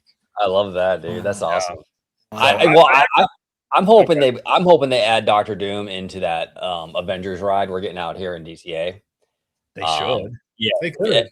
they should. I mean, I think that would be the move. Obviously, they're going to do the King Thanos thing still, but I think it would be cool to have a Doom, at least a cameo, right? I mean, come on. Yeah. Do you know who that was going to play? They had the running to play Doom, which I would have loved, was Mads Mikkelsen. Oh, You remember? nice. You know who he is? Oh, but then He's the guy from Casino Royale. He's a great actor. he was already the villain in Doctor Strange, the first one, right? Yeah, but I mean, there's been time. I mean, RDJ was Iron Man. We do it, you know what I mean? But no, that would have been like him as Doom would be. Oh, dude, I love Doom. I've said for a lot when they had Kang as the main villain. I'm like, Kang has never been a big villain. He never. Like he was a guy. Was like it might be a 2-episode thing where you beat him, but he never was a Thanos or a Doom. So when they were trying to push Kang, I was like, Kang's not. Yeah, like he's not a big bad. So I don't know. I'm curious about it, so I'm looking forward to seeing that. But we will. We got plenty of things we'll talk about next week. I'll work out with Tommy here. We'll talk about some HHN stuff on a live stream coming up. We'll get OG on there. Vash, are you into HHN that much? I don't know if that's your bag too much. I'm not like a super expert on it. Obviously, I love the craft. I love the event itself. There's no question about that. But there are some amazing HHN guys out there that break down like when exactly these houses are being constructed, where they actually are, and all that. I'm not that far into it, but obviously have mad respect for the craft. Yeah, no, it's interesting. So, yeah, if you want to be on when we do that stream, if you want to be on it, you're more than welcome. Let's do it. We all should hop on us and when the whole Orlando thing drops. So if we get that last one, I think I heard we're gonna get that last house this week. So we'll probably do it next week. So Hollywood, we know all the houses for Hollywood. We just only have 5 announced. But we know the other 3. It's just we're waiting. So I'm down. Definitely. Osborne. Excuse me. Yeah. Right. Yeah. Sorry about going off the rails on a crazy train. He's gonna jump in the water. Don't do it. Don't do it. Don't do it. All right, we'll wrap up here this evening. So, by the way, you guys in the chat, thank you guys so much. You guys have been great. It's been really fun hanging with you guys. You guys have been very, very generous, and it is never. It's never expected, always appreciated. So thank you very much, everybody that sent some super chats and just interacted with the chat. But we had Ill Magic dropped a bunch, got Rock Blazer, got Connor Dash, got X Voot bringing in. He even quizzed Vash and Hidden Village.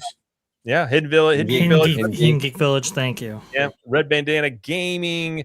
I don't want to miss anybody here. Skywalker Brian and Juliet as well. Yes. So thank you guys very, very much. Greatly appreciate it. Before we get out of here, let everybody know where they can find you and your lovely wares on the internet. So Orange Grove 55, thank you for being here as always. And where can everybody find you?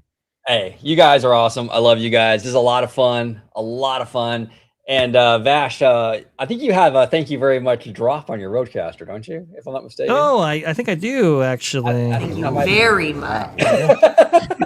That's an oldie but goodie. That one never gets old. But I want to thank Tommy, Vash, Jared for hanging out today. Everybody in the chat, thank you so much for all the support and the great comments. You can find me right here on YouTube, Orange Grove 55, talking theme park, studio, financials with Seymour, everything over here at Orange Grove 55, Instagram, Orange Grove 55, and also on the dreaded X, Orange Grove 55. Where you go to fight with people about having a good day. They're like, oh yeah, I love fighting over with people over whatever it is, right? It's great, right? Yeah. No, actually, that's why I left. Actually, in all seriousness, that's why I left. I left Twitter for like a year, bro. It was like the best thing I ever did. Honestly, it's good to take a break every once in a while. It's toxic. Yeah, you get back in there and you're just like, this place is a mess. I'm just gonna go outside and hang out and touch some grass a little bit. But let's go also as well. Vash Sky, Mr. Vash Sky growing channel here. Thank you very much for being here. Love having Vash on. And honestly, brought the production value of this show up tenfold. So yes, it's been great. Where can they all find you? And you have a stream tomorrow. I think I know your schedule now. You have a stream tomorrow?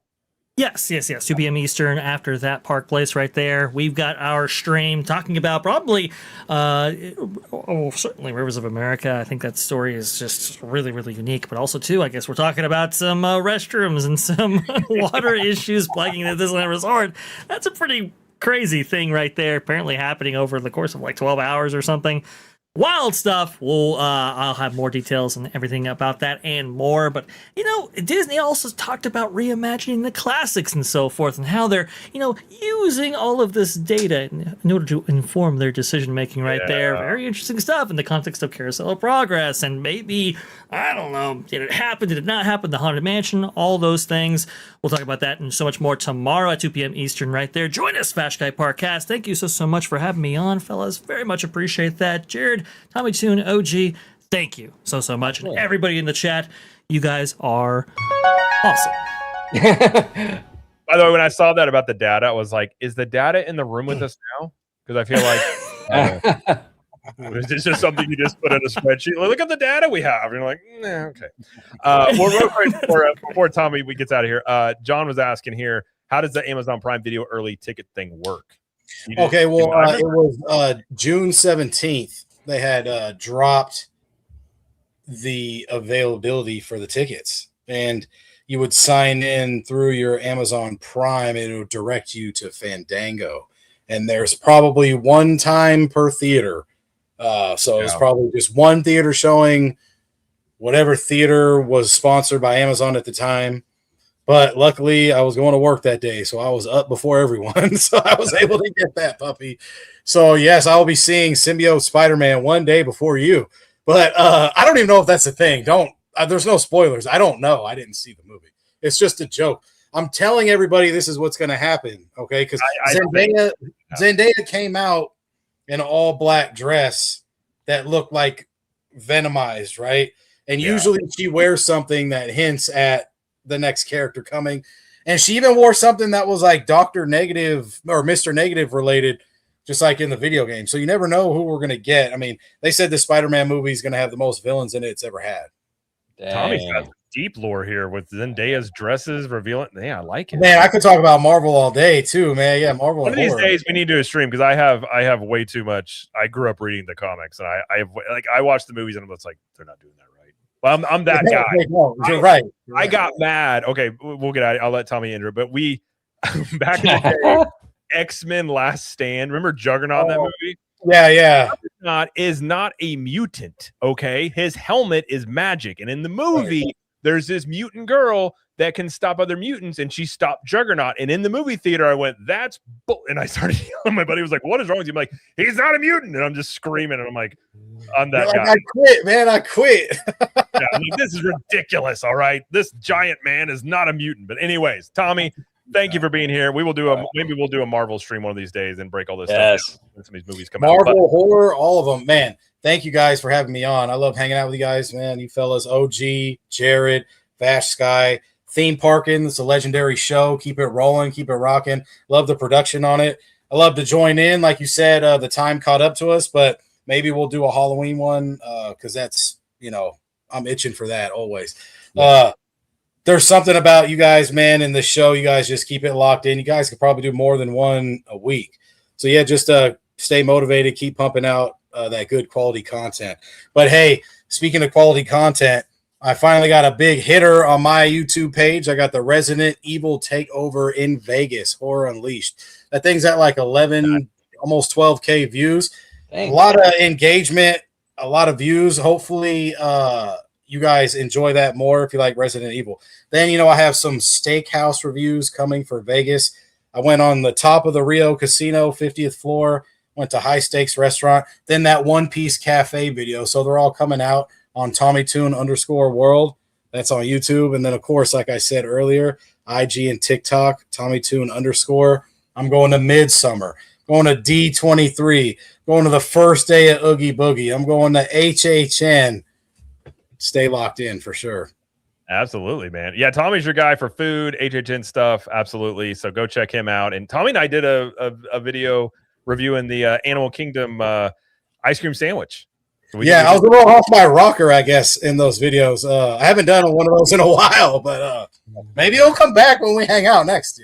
Absolutely, yeah. And if you do come to HHN, holler at me because if you come to Orlando, because we'll I'll make an extra trip out there and maybe we'll get. I saw Red Bandana in here. Maybe we'll get Red Bandana to go too. So good. Let's do it. You know what? If I had a hat though, I might actually have one. We could do the Tommy exit. We could all throw our hats down and walk off. Boy.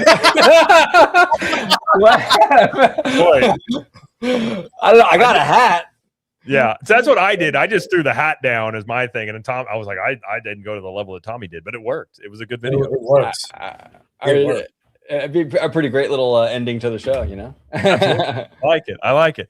All right, well, we're gonna get out of here, but it's been great. Thank you guys again. Absolutely. And if you're watching on some of these other streams, you can find me at Cap the Magic. I do daily videos talking very similar things to like OG and Vash, talking theme parks and entertainment and some of the financials and things like that. And then if you do want to know more about the Universal Kids Resort, go check out CTM Podcast. My wife and I, we have a full, probably almost an hour-long review of that, what we thought about that park on the episode that came out today. So if you want to go check that out. We do also just, if you're going to the parks, kind of more nitty-gritty of like how to have a better trip and stuff like that. So we break all that down a little bit more there. But you can find me there and all that good stuff. So been great. Love having you guys on. But thank you guys in the chat again. Thank you guys for every super chats and everything like that. And we will see you guys on the next one. OG, you gonna throw your hat? I'm throwing my hat here. Throw your hat. Just throw it down. That was lit. Way to go.